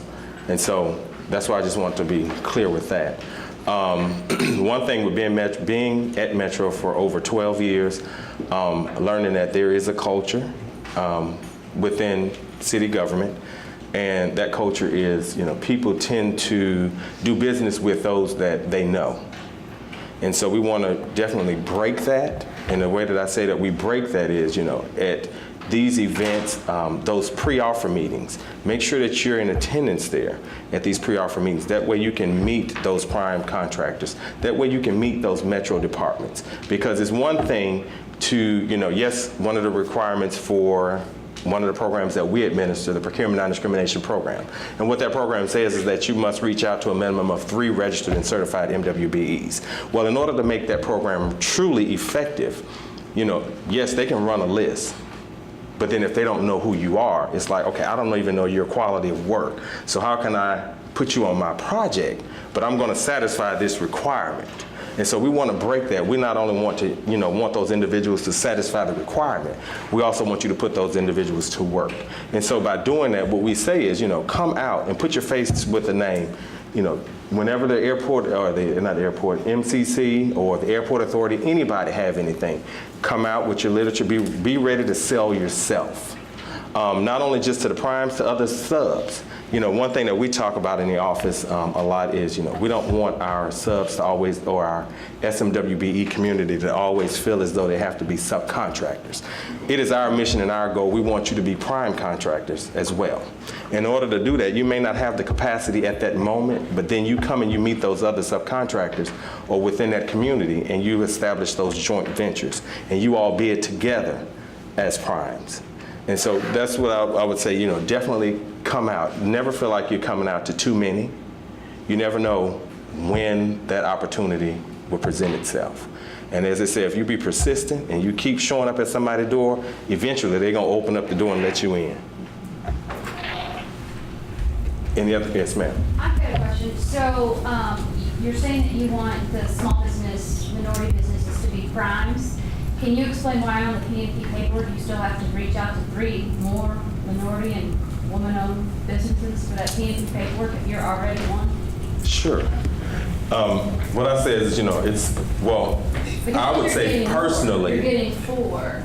Well, what I would say personally is that one is a small, speaking particularly to the Procurement Non-Discrimination Program, where the MWBEs, if they're bidding as a prime, have to reach out to another 3 registered and certified MWBEs.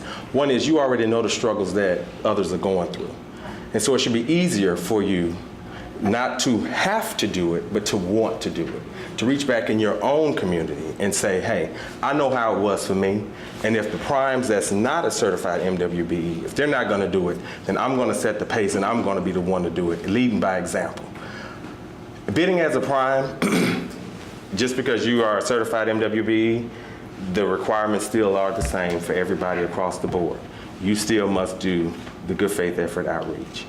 Right now, it's just saying that you must satisfy that in good faith, but we're also looking at changing that, where not only do you just reach out, you need to come in with something.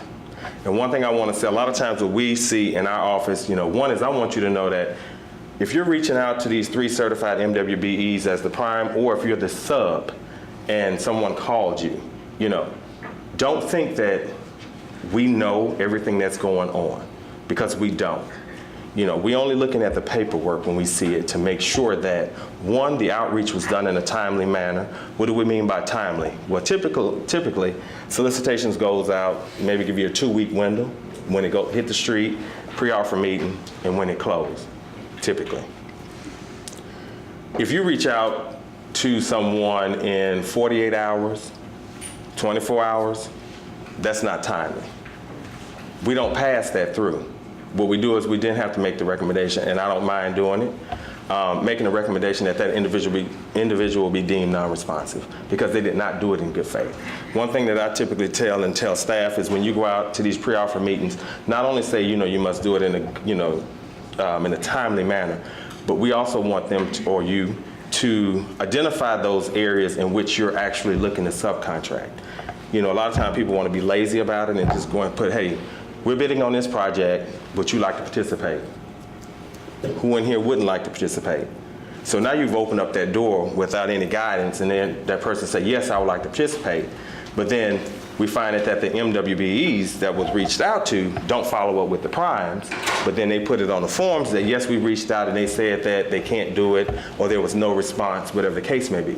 We need you, if they reached out to you, one is to follow back up with that prime and see what's going on. Not only that, call us, inquire. We're institute this new thing where, one thing is once the award is issued to that prime contractor, we send out initial contract compliance letters from our office. Those initial contract compliance letters, one congratulates that prime on winning that contract, but most importantly, we reiterate what they said they would do, who they said they would use, and at what percentage. One thing that we were not doing in the beginning was sending out those initial contract compliance letters to those individuals listed. Now we're now starting to send it out to all parties listed, because we did find that some MWBEs were listed, but they didn't know they were listed. And so that way we know, what's going on. We know what's going on. Everybody that's involved know what's really going on. Yes, Ms. Lucy. Yes, Vern, my question is kind of twofold. How, well, I'm in the service industry, and the services that we offer, they're kind of soft skills or soft services, where we don't do construction, but we offer those services of drug testing and background screening. I want to know, how do our services count as meeting the participation goal with larger, with the prime contractors? And I went blank. There was something else I was going to ask you, but that's the main question. I want to find out, how is that counted as meeting the participation goal, for the... So what happens is, once the contract has been executed, whenever that prime, for your business particularly, use you to do any screening, one is you're going to invoice them. They're going to pay you. So every month, we require that the prime report to us their SMWB activity for that month. You report the activity in the system, in our procurement system, and then that prime is responsible for sending us the supporting documentation, and that will be an invoice, that invoice that you invoice them, and we ask and require that they send us the canceled checks. We don't just ask for a check. You notice I said a canceled check. And the reason being a canceled check is because we know that check was received and cashed, not just wrote and copied. We do take the time to reconcile every month those payments that's been reported. If we off a penny, I'm gonna send it back to the prime and say, I need you to go into the system and fix this, or I need you to explain to me why there's a difference in what you reported and how much you paid. And that way we can go ahead, one, and eliminate any pass-throughs if there's any of that going on, and any other kind of discrepancies that may come about. And so that's how they get the credit for that. If, depending on the period of the contract, let's say a 5-year contract, that's one of the main ones. What we do is after a year 2 going into year 3, we look and we see if there's a 20% requirement on that solicitation and you're only at 10%, okay, we need to come to the table and figure out how you're going to meet this 20%. We're going to hold all invoices, we're going to hold all amendments or whatever the case may be until we figure out how you're going to do this. And so one thing that I always stress and I tell as many people as I can is we're here to help you, and that you meaning primes, SMWBEs, whomever. But the only way that we can help you is you help us, help you. We don't know what's going on out there. Don't wait. I've had it several times where individuals will call me after 6 months and say I hadn't been paid. So you mean to tell me you've been going on for 6 months not getting paid, but now when they about to close your door, you want to call me and say that you hadn't been paid. Well, guess what? It took you 6 months to report it. It may take me 2 months to figure it out. So don't let things go on. Don't feel like you're telling on somebody. No, you have a business that you're running. They have a business and a responsibility to keep to you, and let's hold everybody accountable. And that's our job. And when we call these individuals, we don't call and say, hey, Miss Lucy called and said you didn't know. Hey, what's going on? You know, we got a call. They were being concerned about, you know, this, that, and the other. And we want to hear what's going on. Then we'll call you and then bring everybody to the table.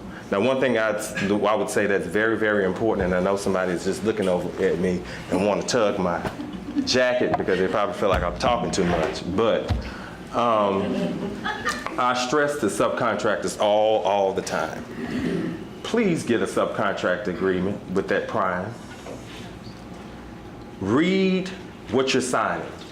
Don't just be happy to get money, because if you call me and say, well, I hadn't been paid, then I need to pull my file and see, one is if there's a subcontract agreement. If there's not one, there's not much I can do. I can try to pull a little weight, but there's nothing that I can really do. But then I see it sometimes where you do have a subcontract agreement and you hadn't been paid, but then you didn't read in that agreement where it says pay up on pay. Well, if the prime didn't get paid, then you signed that you agreed that you wouldn't get paid. So please make sure, one, you have subcontract agreements, and two, you read them before signing them. Yes, sir. Yes, do other divisions within Metro government, the three I guess I'm thinking of would be MTA, Metro ITS, and National Electric Service. Do they also participate in this program? Let me separate that. We have governmental agencies where, yes, our key boss is the mayor, but you have Metro government.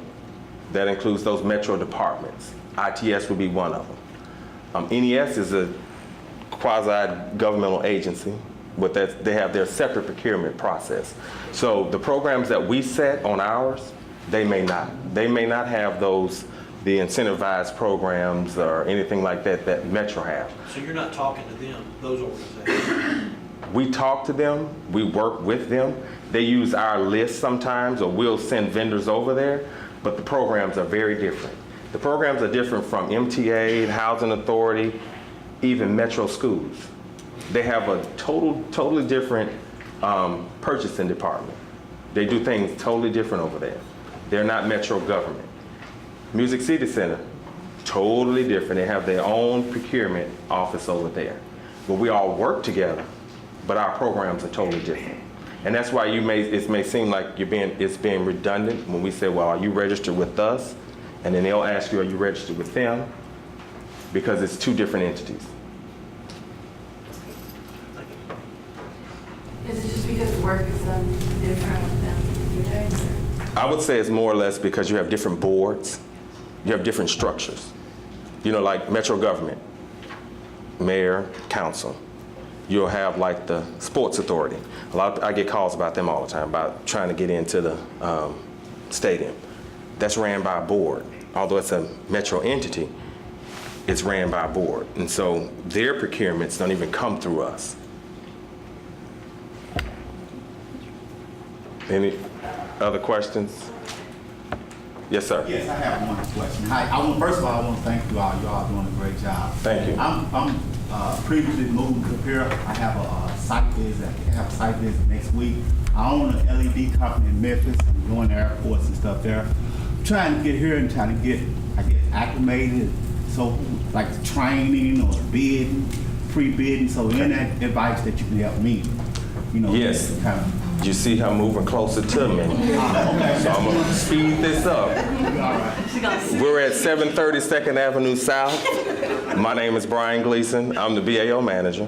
This is Javal Watson. This is our business development officer. She really helps. She sets up all our trainings. This event here, she set this up. We just help support her.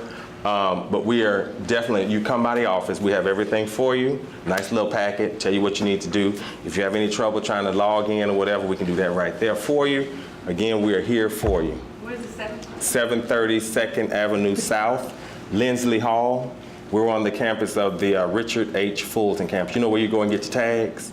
Yeah. Or if you're in building, where you go get your permits and all of that stuff? Howard Office School Building, but Howard will sit here. We're in that nice, pretty little castle. Yeah, that's where royalty sits. So we up Howard Building /Castle. Yes. Okay, she on my neck now, so I'm gonna depart now and turn this back over to JaVale, but I'll be out there. JaVale, 1 second. And so then also for the gentleman, we can also help as well, because that is a service that we utilize, LEDs. And so if we'll get together, I can give you my card. Like Brian said, we have separate programs, so I would love to sit down and, with anyone, I can pass out cards and we can sit down and talk about how our process works and how to do business with the Music City Center. One thing I like to piggyback on and say is, just to give a little bit better understanding, we're basically a family, but we live in different households. The households are run differently, but they still work together. So keep that in mind when you think about working with the different agencies, and always confirm what agency it falls under. Even though it's like you think, Metro, MTA, they don't have the same procurement process, but just always confirm. It was great that you asked that question, because that's very important. But as you can see, as we've got Jasmine here, you've got Metro Public Schools listed in your packet. We do work together. But always keep in mind what you'll see at the bottom of your program booklet, that the procurement process may be very different, so don't assume that it is. A couple of housekeeping rules. I do want to thank everybody for being here. Thank you for providing the information to let you all know about the opportunities that are coming up. One very important thing that I'd like to point out is that, thank you for being here, because when we put these events together, they're really for you. We want to make sure that we help develop your companies, build business capacity, and provide you with any opportunities that we can. The gentleman in the back, yes, as Brian said, and anyone else in here. One thing I think we have not asked, is everyone in this room registered to do business with Metro? Did that. Good job. Trained well. Please make sure if you're not, was everybody registered? They didn't raise their hands yet because we jumped into a question. Okay, so who's not registered with Metro? Anybody? Who's not registered? Right. Would love for you to be registered before the end of the week. It takes 15 minutes.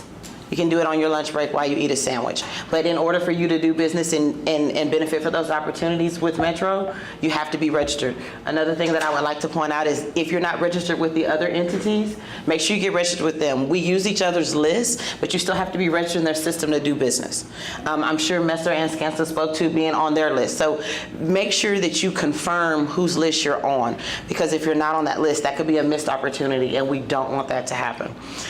Yes, sir. I was just wondering, the people here seem to be at different levels when they're trying to do business. Some are just starting out. I know I'm just starting out. There are others, they got certifications and things of that nature. Do you all have like a one-day class or something like that? We do. Okay. We do. And we do them differently. And if you look in your program booklet, there's a list of training opportunities that are coming up for FY18.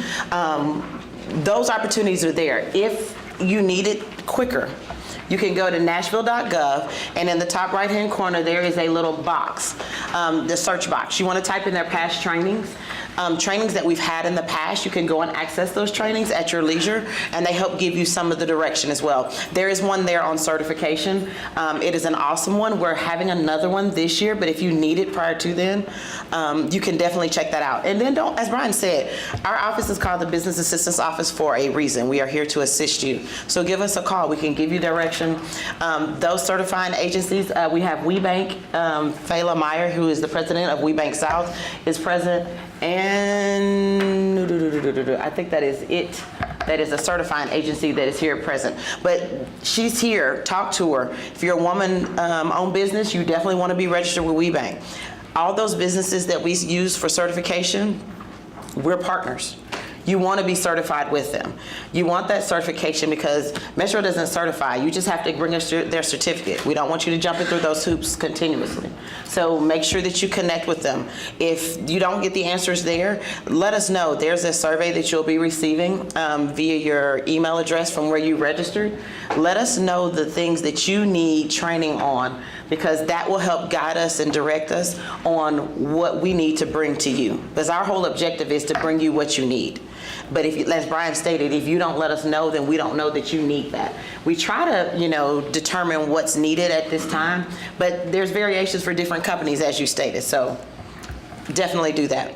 Before, yes, sir. The biggest thing, I guess, for somebody just entering the system is, number one, understanding the vernacular you guys use. I mean, you guys throw out a lot of stuff out there, and I guess if you've been doing it for a while, you understand it. But if you're just coming into the system, it takes you a little while to back up and, you know, figure out exactly what it means. What I would say directly to you is that I think that comes with continuous access.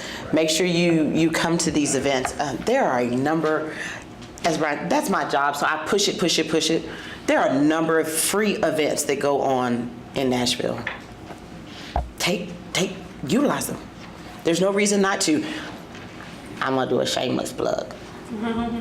We are teaming with Skanska, who is providing a Bluebeam training, which is a cost estimating software that we're doing on September 6th. Yeah. September 6th. That's free. Show up. If you can't, send somebody. All these things are taking place. So as we stated, follow social media accounts so then you can find out when you have some availability to attend those things that you can do so. And I'm getting like Brian and talking too long. Just to go back to what you're saying, you know, we have nothing but time. We're there 8+ hours a day. Call, come there. We want to make sure you get everything that you need. And you're ready to get after it. So you have a computer in the office, you sit there. And so to help with that process today, I'm going to segue because we're going to break for lunch. I do want to thank all the panelists today. I appreciate it. And please make sure that you touch base with them. But we're going to segue because networking is a key component in developing business partnerships, relationships, opportunities. And we chose to partner with Mixtros this year for a couple of different reasons. A is an awesome opportunity. If you've gone through the questioning, it's easy, it's accessible, and you just kind of like it. It's kind of cool. 2, it gives some directives in terms of networking. You're just not out randomly. Because if you're like me, I'm a talker. I talk to everybody. But if you're not like me, then it's hard to meet new people, and you kind of gravitate to those that you're accustomed to talking to or people that you already know. This particular app will allow you to, it's going to drive you to interact with others. The questions were asked specifically to drive you. If you are looking for partnerships, it's going to drive you. It's going to give you some direction. And I'm going to segue and let Ashley and Carrie take over because they're going to give you a little direction. You see numbers all around the room that say Mixtros. Utilize it. I think you will find it beneficial. And if you don't, and if you do, share with us because we want to know how to use it and use it for yourselves, your own companies, if you definitely like it, because from what we've heard, it works. My name is Michelle Hernandez Lane. I serve as the Chief Procurement Officer and Purchasing Agent for the City of Nashville, Tennessee. And I have the distinct pleasure today of being the moderator for our afternoon session. Moderator to me means just kind of being that connective tissue in between us and ums, but I think the folks we have on the panel here are really going to be able to provide you with some great information. You are in for a treat this afternoon. This afternoon's session is entitled New Ways to New Money. And we have the pleasure of having 2 very diverse businesses here to share with us their journey of success.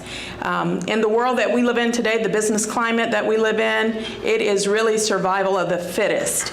And you have to be flexible and be able to adapt, or success is not going to be something that you experience long-term in business. There is almost no career in the world that allows you to be the same person and do the exact same things over and over and find the exact same results as the years pass. Every industry is affected by the need for change at some point. So today you'll hear from the owners of Slim & Huskies. We have Mr. Clint Gray. Oh, wow, okay.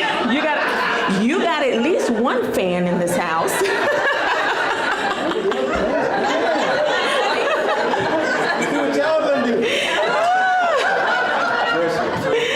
We also have Mr. Derek Moore from Slim & Huskies. And Mr. Emmanuel E.J. Reed from Slim & Huskies is here with us today. And we also have from Zycron Incorporated, the Executive Managing Director and person that probably needs absolutely no introduction here, but we're going to give it to him anyway, and that's Mr. Daryl Freeman. So take a moment, please, and welcome all of them here this afternoon.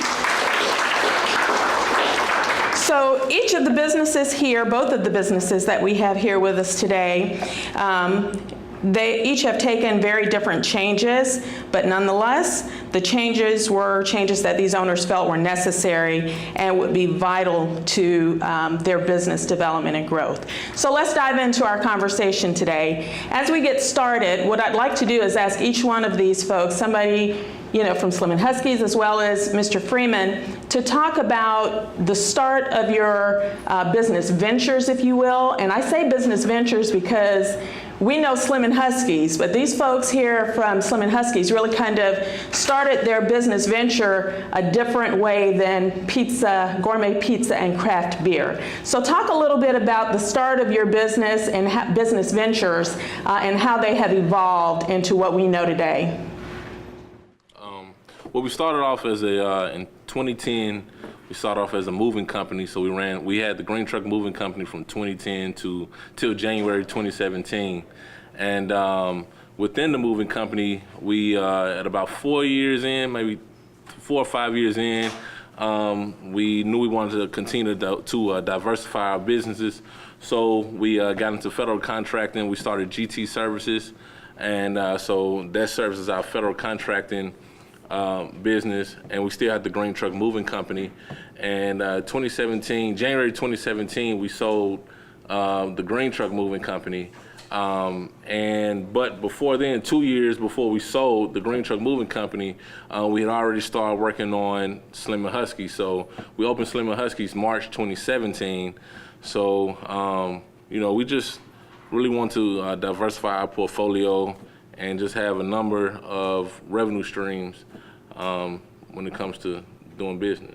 So let me ask you a question. When you began Green Truck Moving, did you bring some experience in that industry to the table, or was it just a profession that you had been exposed to peripherally? Was there any specific reason why you were attracted to that business model specifically? The main reason we started a moving company, honestly, was we were broke. We were we were 3 college grads about a year or two into our careers, and we wanted to be entrepreneurs. We talked about it while we were in college as roommates, and we just didn't know how to enter that arena of life. So Derek ended up moving back. He was air traffic controller in Michigan. I was a sales representative for Ajax Turner here, and Emmanuel was a financial analyst for Cummins. And so we wanted to utilize all of our skill sets, but didn't have a lot of money to start a hospitality company like what we started with Slim & Huskies. So we just kind of dug in, thought about some ideas. Derek and I were both football players in college, and we used to move people back then for chicken and beer. And so we just figured that we had what it took to rent some trucks and move some people, pass out flyers, and so that's originally why we started the Green Truck, was just to kind of, get into entrepreneurship.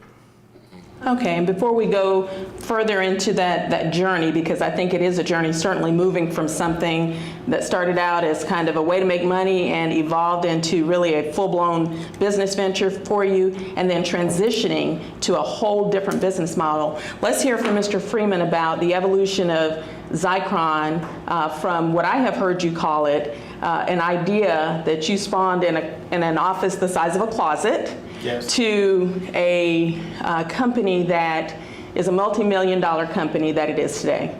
Sure. My name is Daryl Freeman. I started Zycron Inc. In an office the size of a closet almost 26 years ago. Had one phone, one window, one set of yellow pages, and my idea was and I had $2,000 in savings in a bunch of my wife's credit cards, so pretty close to broke. I know what that feels like. And so started that company providing IT hardware, computers, printers, floppy disks, some of you all probably don't even know what a floppy disk is.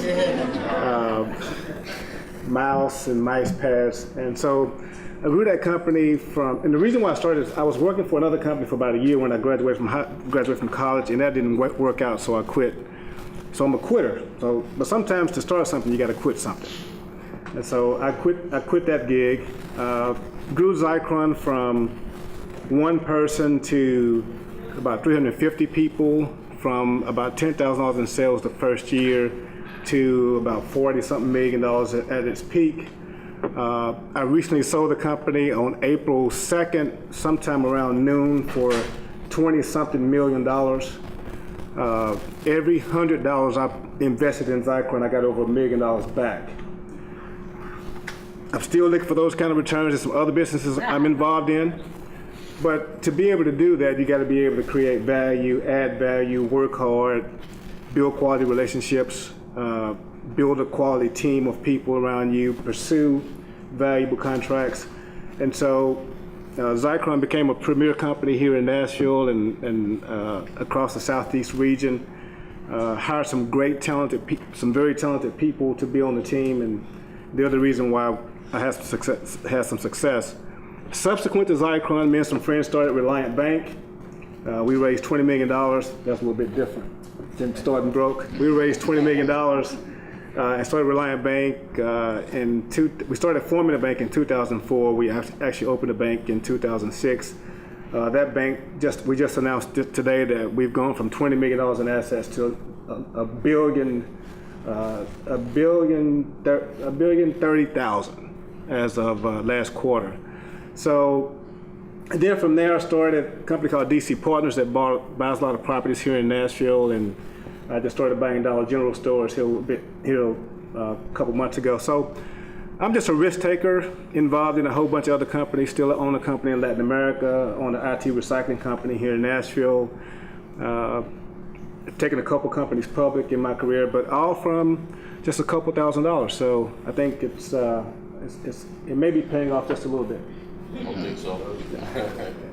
Very good. So from the folks from Slim and Huskies, Derek and Clint, Emmanuel, talk to us a little bit about the journey that you've taken then from Green Truck Moving to Slim and Huskies exactly, and what kinds of risks and benefits, if an analysis you did to determine, hey, this is a jump that we're ready to make from this initial venture of moving for beer and chicken to moving for money in a major way, selling that business and then starting this new venture.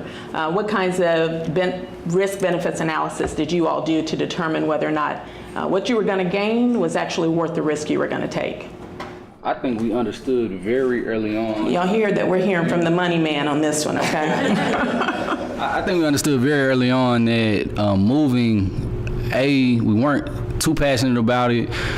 B, just the natures of the industry wasn't something that really fit our personalities.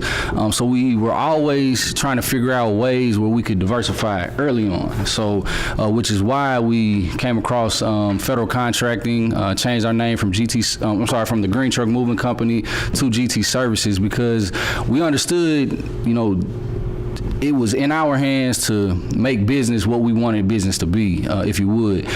So with that being said, we had some experience kind of in, diversifying and doing different things, because if you think about it, moving company and what we're doing now, even just with GT Services, were, two totally different things. Our customer base was different.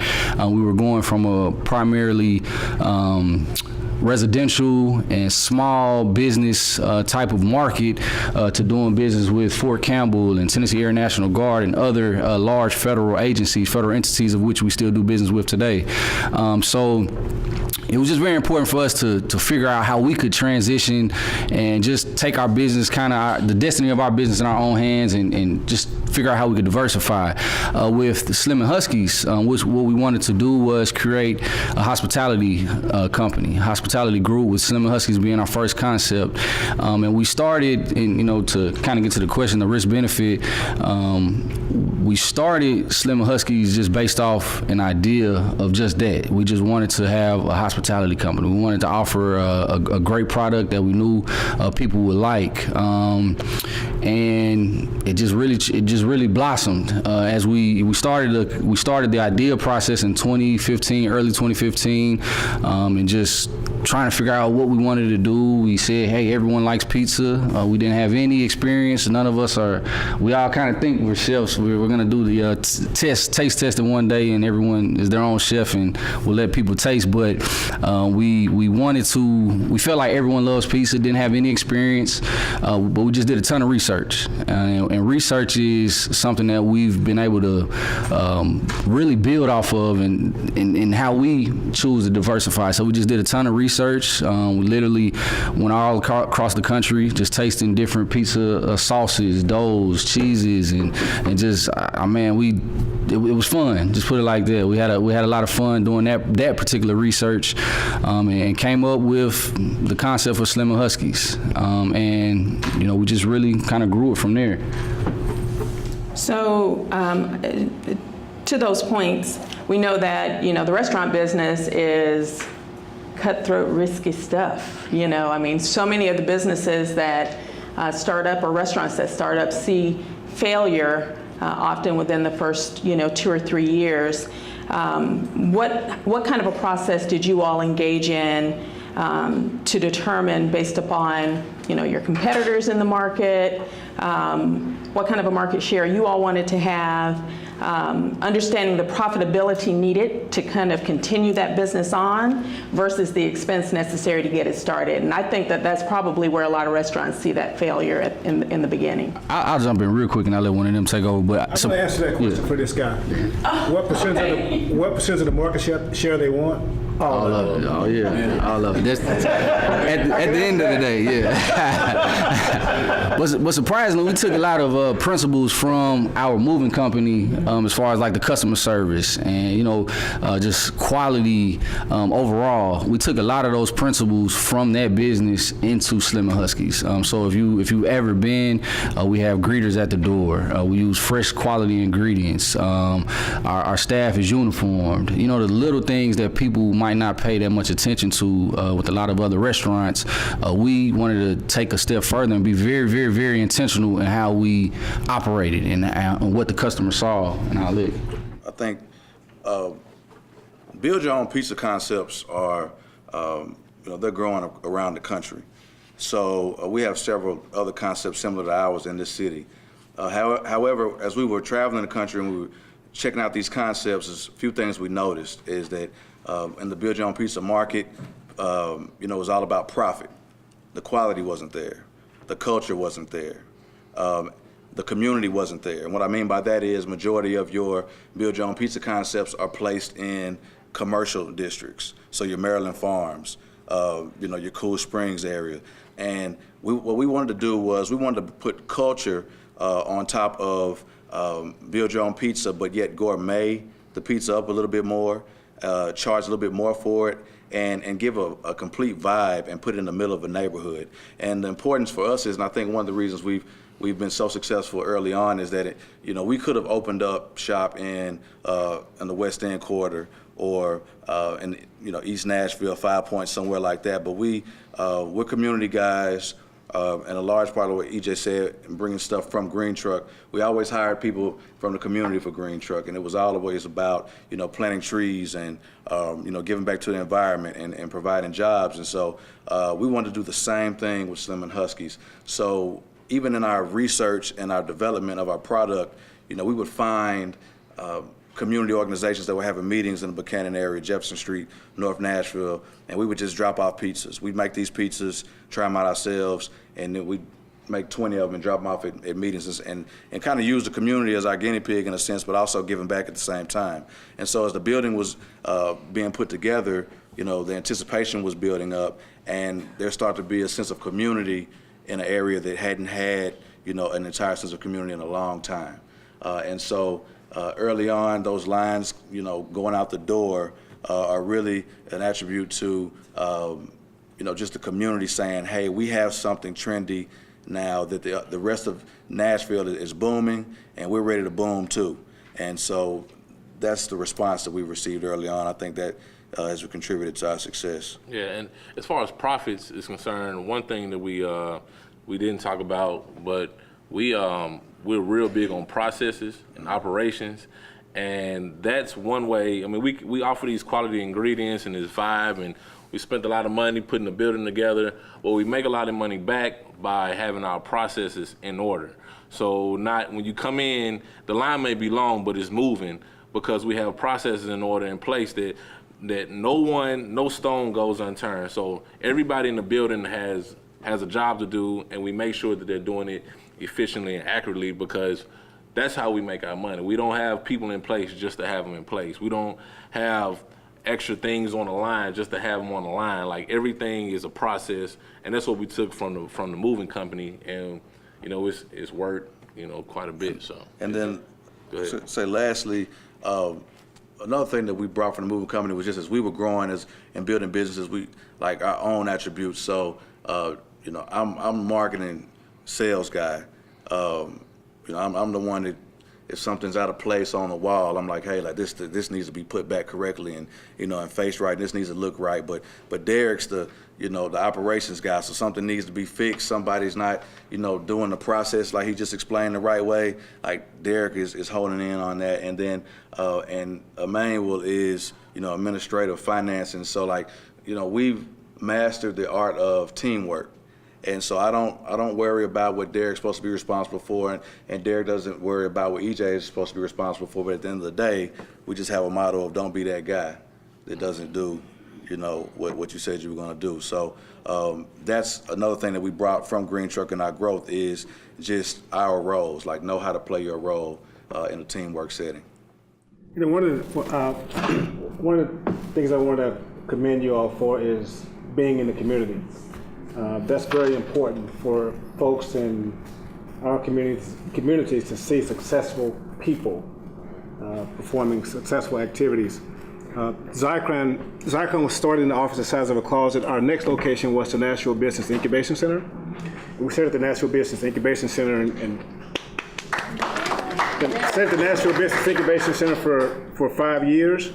And when we left the Nashville Business Incubation Center, we bought a building on Clarksville Highway right next door to the projects.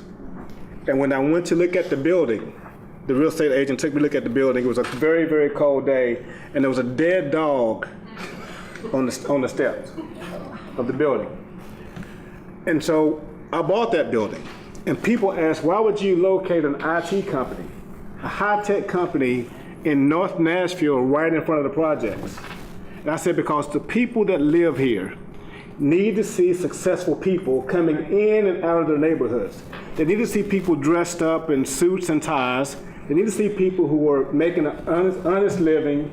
They need to see people that's willing to give back. And you talk about profits. At Zycron, before I sold it, we always had two bottom lines. We had one bottom line which is based on how much money the company's making. Good CFO likes that. But the other bottom line was, what were we doing for our communities? What were we contributing back to our communities? Was it scholarships for kids? Was it working with the Bethlehem Center Joyce back when I was broke? We were still contributing to you all. Still hard somebody.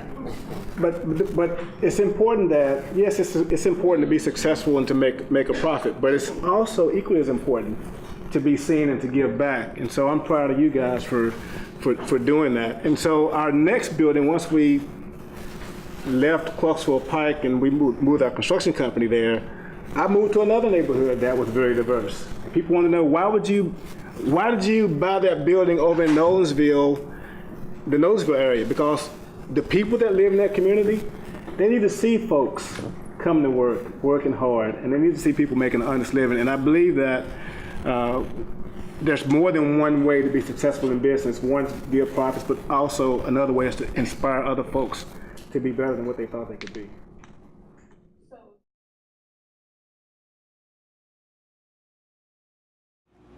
So to your point about, building profits and having social compact and all of that, I think that, as people think about their current business model and their current product or service offering.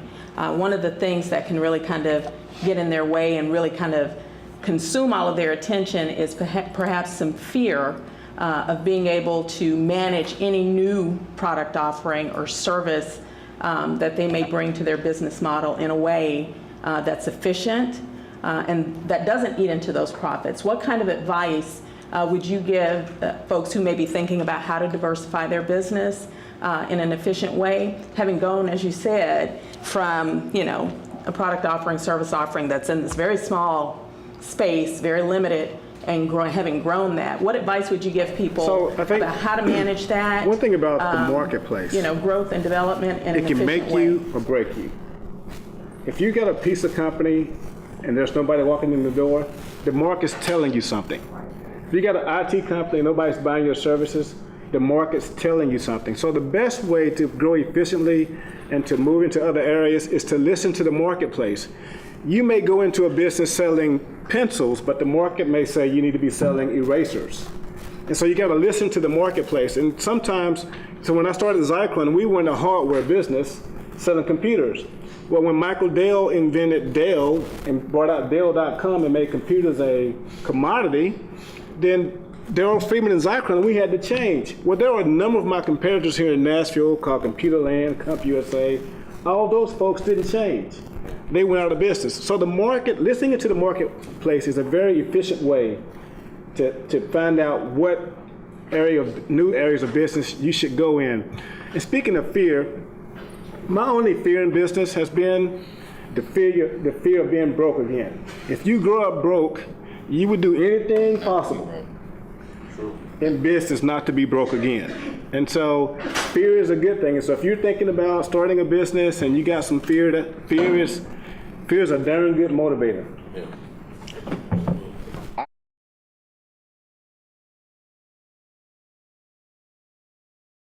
I just add, I think the one of the biggest things is for us had always been, again, coming back to being broke is just having those multiple lines of revenue.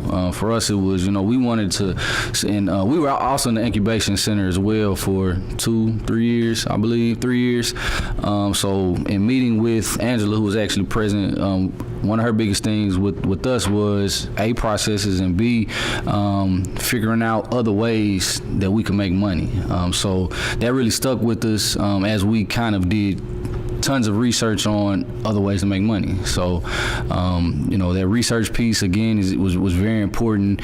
And like Mr. Freeman here said, you have to, just that passion, you have to have that. So I have a question for Daryl. Talk about a little bit about since the sale of your business, what your role is with Zyklon at this point, and how you've transitioned into that role. Called BG Staffing, which is a publicly traded company, they decided to keep the Zyklon name in place, keep the entire management team in place. One of the things that I negotiated with them was that we would keep all of our employees. And so in that whole transition, nobody lost their jobs. We had 2 people that went to work for other companies that I owned, but in that process. So I still manage and direct Zyklon's activities. Before I sold Zyklon, here's some advice for some entrepreneurs out there is, 10 years before I sold Zyklon, I fired Daryl Freeman. 10 years before I sold it, I fired myself. And the reason why I fired myself, because the company quit growing, and I looked around the room, there's a bunch of smart people in the room, so it wasn't them, it was me. So I fired myself and hired a CEO who had taken a company like Zyklon from $2 million to over $100 million. And I hired him and I said, hey, I want you to grow this company to $100 million. And I became the executive chairman of the board. And so when they bought Zyklon, one of the things I told the company that bought Zyklon was, you got to keep him in place, because Daryl Freeman was no good at it. So they kept Daryl Freeman in place. They kept Stephen Howard Smith in place and allowed me to continue to do the things in the community that I wanted to continue to, that I wanted to do. But it was a life-changing event for me. I thought that it would be the 20+ million that I was most ecstatic about, but that really wasn't it. What it really was about was not having the stress that entrepreneurs have on a day-to-day basis. People don't realize, even entrepreneurs don't realize how much stress they're under. Our payroll, my payroll was over $1 million every 2 weeks. So you can imagine every day of for the last 25 years, what my thought processes have been in the morning, noon, and night. How we're going to get new customers, keep customers, how we're going to satisfy our customers, and how we're going to come up with that $1 million to make the payroll. So, selling a company is not, it was a difficult process for me because it's my baby. I birthed it in the office the size of a closet, but if somebody comes along and wants it more than you do, then, it's kind of like selling your house. They offer you something you can't refuse and you take it. But speaking of multiple incomes, so I'm involved in about 6 other companies, 6 other streams of income. But I do that because not for the money, but I want to position myself so that I can continue to give back to my community. So I can continue to provide scholarships for folks who are disadvantaged, so that I can continue to donate to various charities in the Nashville community, and the Memphis community, and the Chattanooga community. I don't do it just for the money. I believe that what we have is justified only by what we share. And so while making money is it's a good thing, and I think it's what America's built upon. But for me, making money is for positioning myself to be helpful to the folks who need help. So I like going to schools and talking to kids about education. But when I talk to them, I want to talk with my checkbook. And for me to talk with my checkbook, I need about 6 streams of income.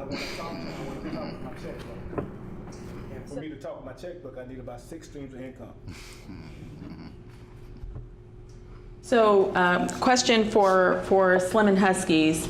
Talk a little bit about. Right there? Don't now you ruining the surprise over here, Daryl. I came in here hungry. Come on now. Man, I came in hungry. Don't steal the pizza thunder. Come on. Well, I'm gonna give you some IT services. There you go. Anybody mouse pad not working? So for Slim and Huskies, there is, tell us what you think the next step is, or the next expansion of your business model is for Slim and Huskies. Is there any desire to, or do you all already do any kind of online sales? I'm sure folks are telling everybody who will listen. I have told folks how great Slim and Huskies is, which is why I almost fell out up here when I saw that pizza come in the door. But they're probably telling friends and other, markets and other cities about how great your pizza is. Is there any move to do any overnight shipping or online sales for shipping or anything like that? What are we going to look like in 5 years? So we'll have some corporate-owned locations, some franchise-owned locations. Within the Southeast, Southwest, we kind of mapped it out already as far as where we want to go and where we want to be. So the Southeast, Southwest, and we have right now, like in the near future, in a couple of months, we have our rollout location is opening, and there'll be our online orders and catering orders. So, maybe we'll see that line die down a little bit, but we'll still be able to, volume will still be there because we'll be able to provide pizza for those office buildings and those luncheons and all those type of stuff. So, so that'll be a good stream of revenue for us. And then we have Antioch coming, I say maybe in November, December. Antioch, the old Applebee's site in Hickory Hollow, that'll be open. So we're growing rapidly, and next 5 years we want to be Southeast, Southwest Texas, and go on to the West Coast. So that's what we're looking to do, and to continue to grow Soon LLC, which is our restaurant group, which means something out of nothing, and that's how we started. So Soon LLC, and that'll be we got so we got a couple of for the right price. Yes, and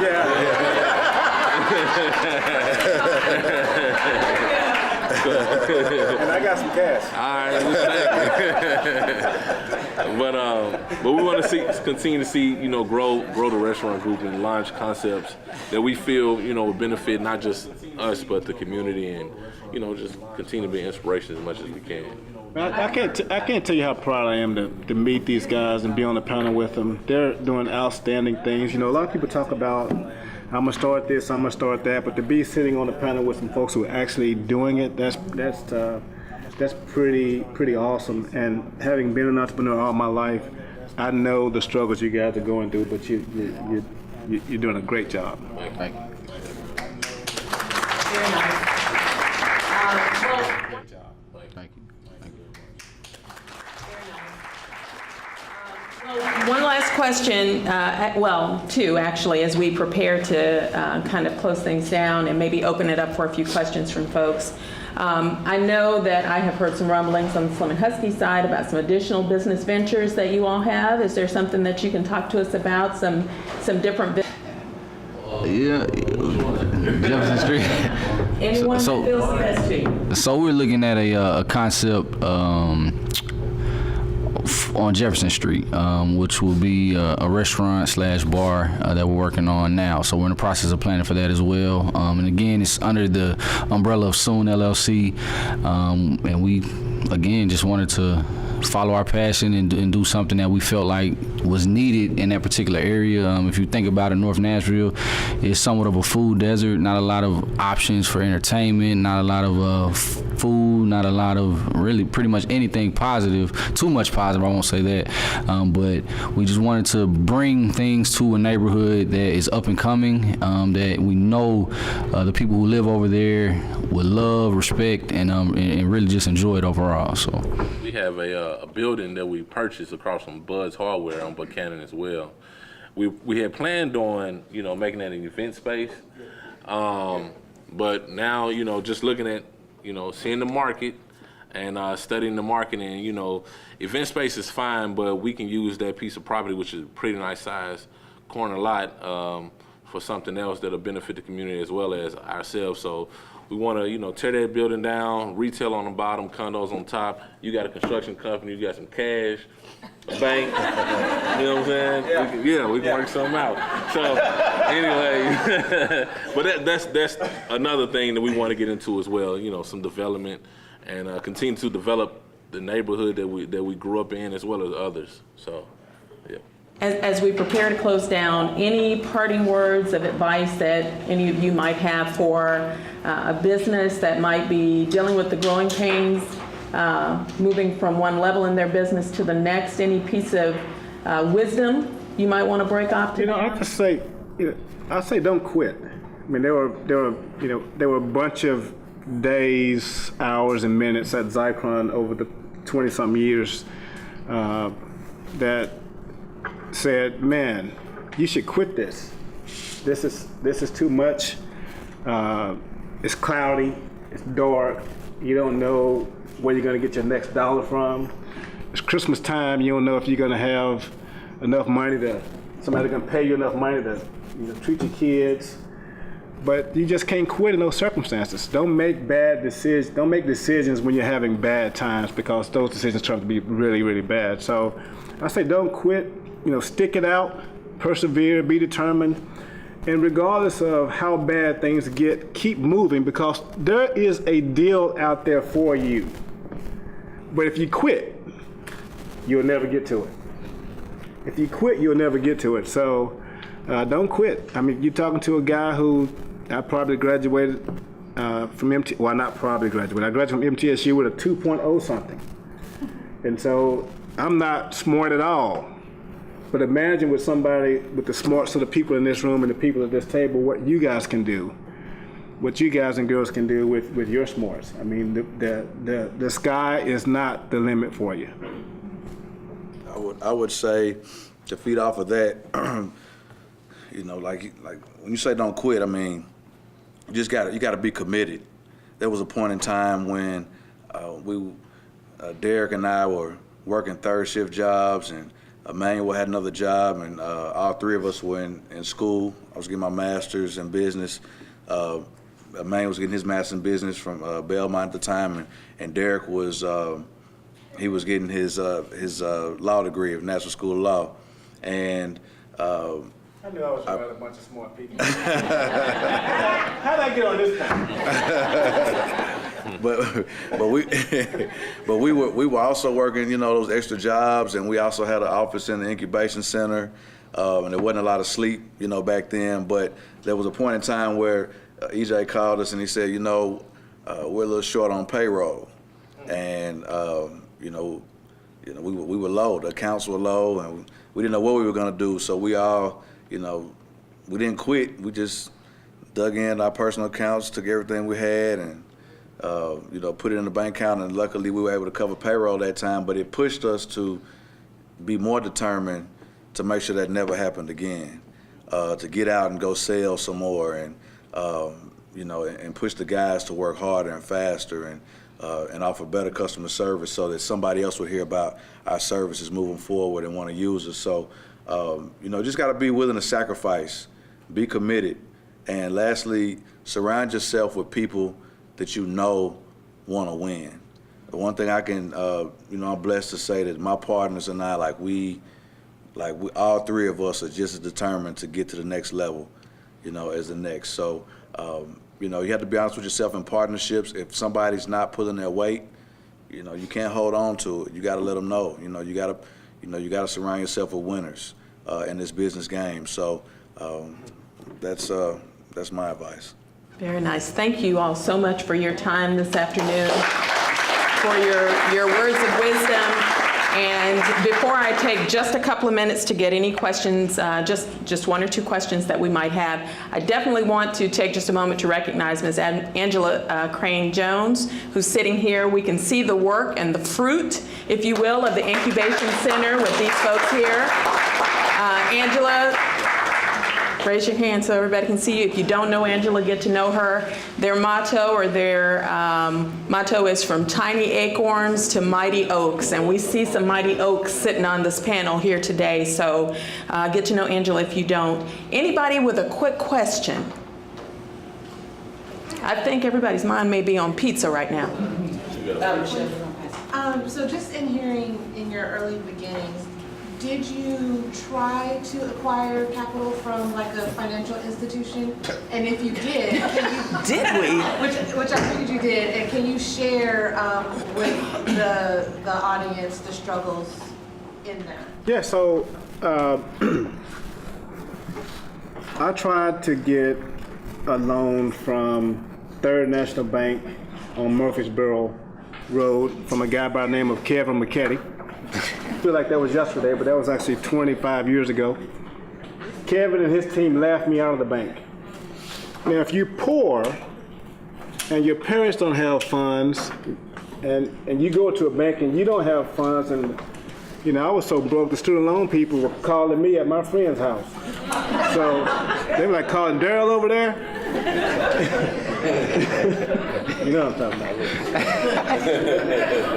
about. But Kevin told me no, but that didn't stop me. And so over time, I began to establish a relationship with a guy by the name of Floyd Weeks at the other Third National Branch. And once we got to know each other better, he began to trust me. And so as opposed to it being about credit, cash, and collateral, it became about a relationship of trust. And so eventually they allowed me to borrow $10,000 from them, which led to $60,000, which led to $120,000, to some point way north of that.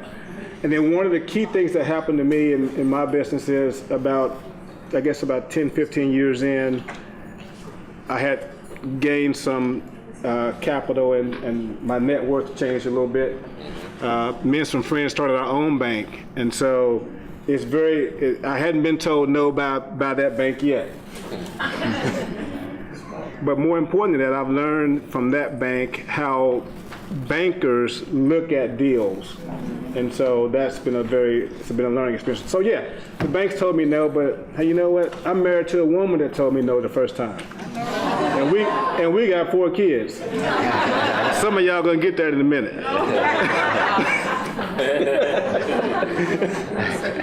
Anyone else? Any other questions? Right here. That's good pizza. Thank you. Okay, comment. Okay.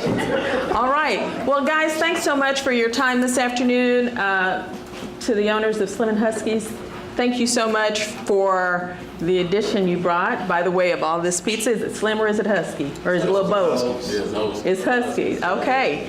Well, thank you all so much.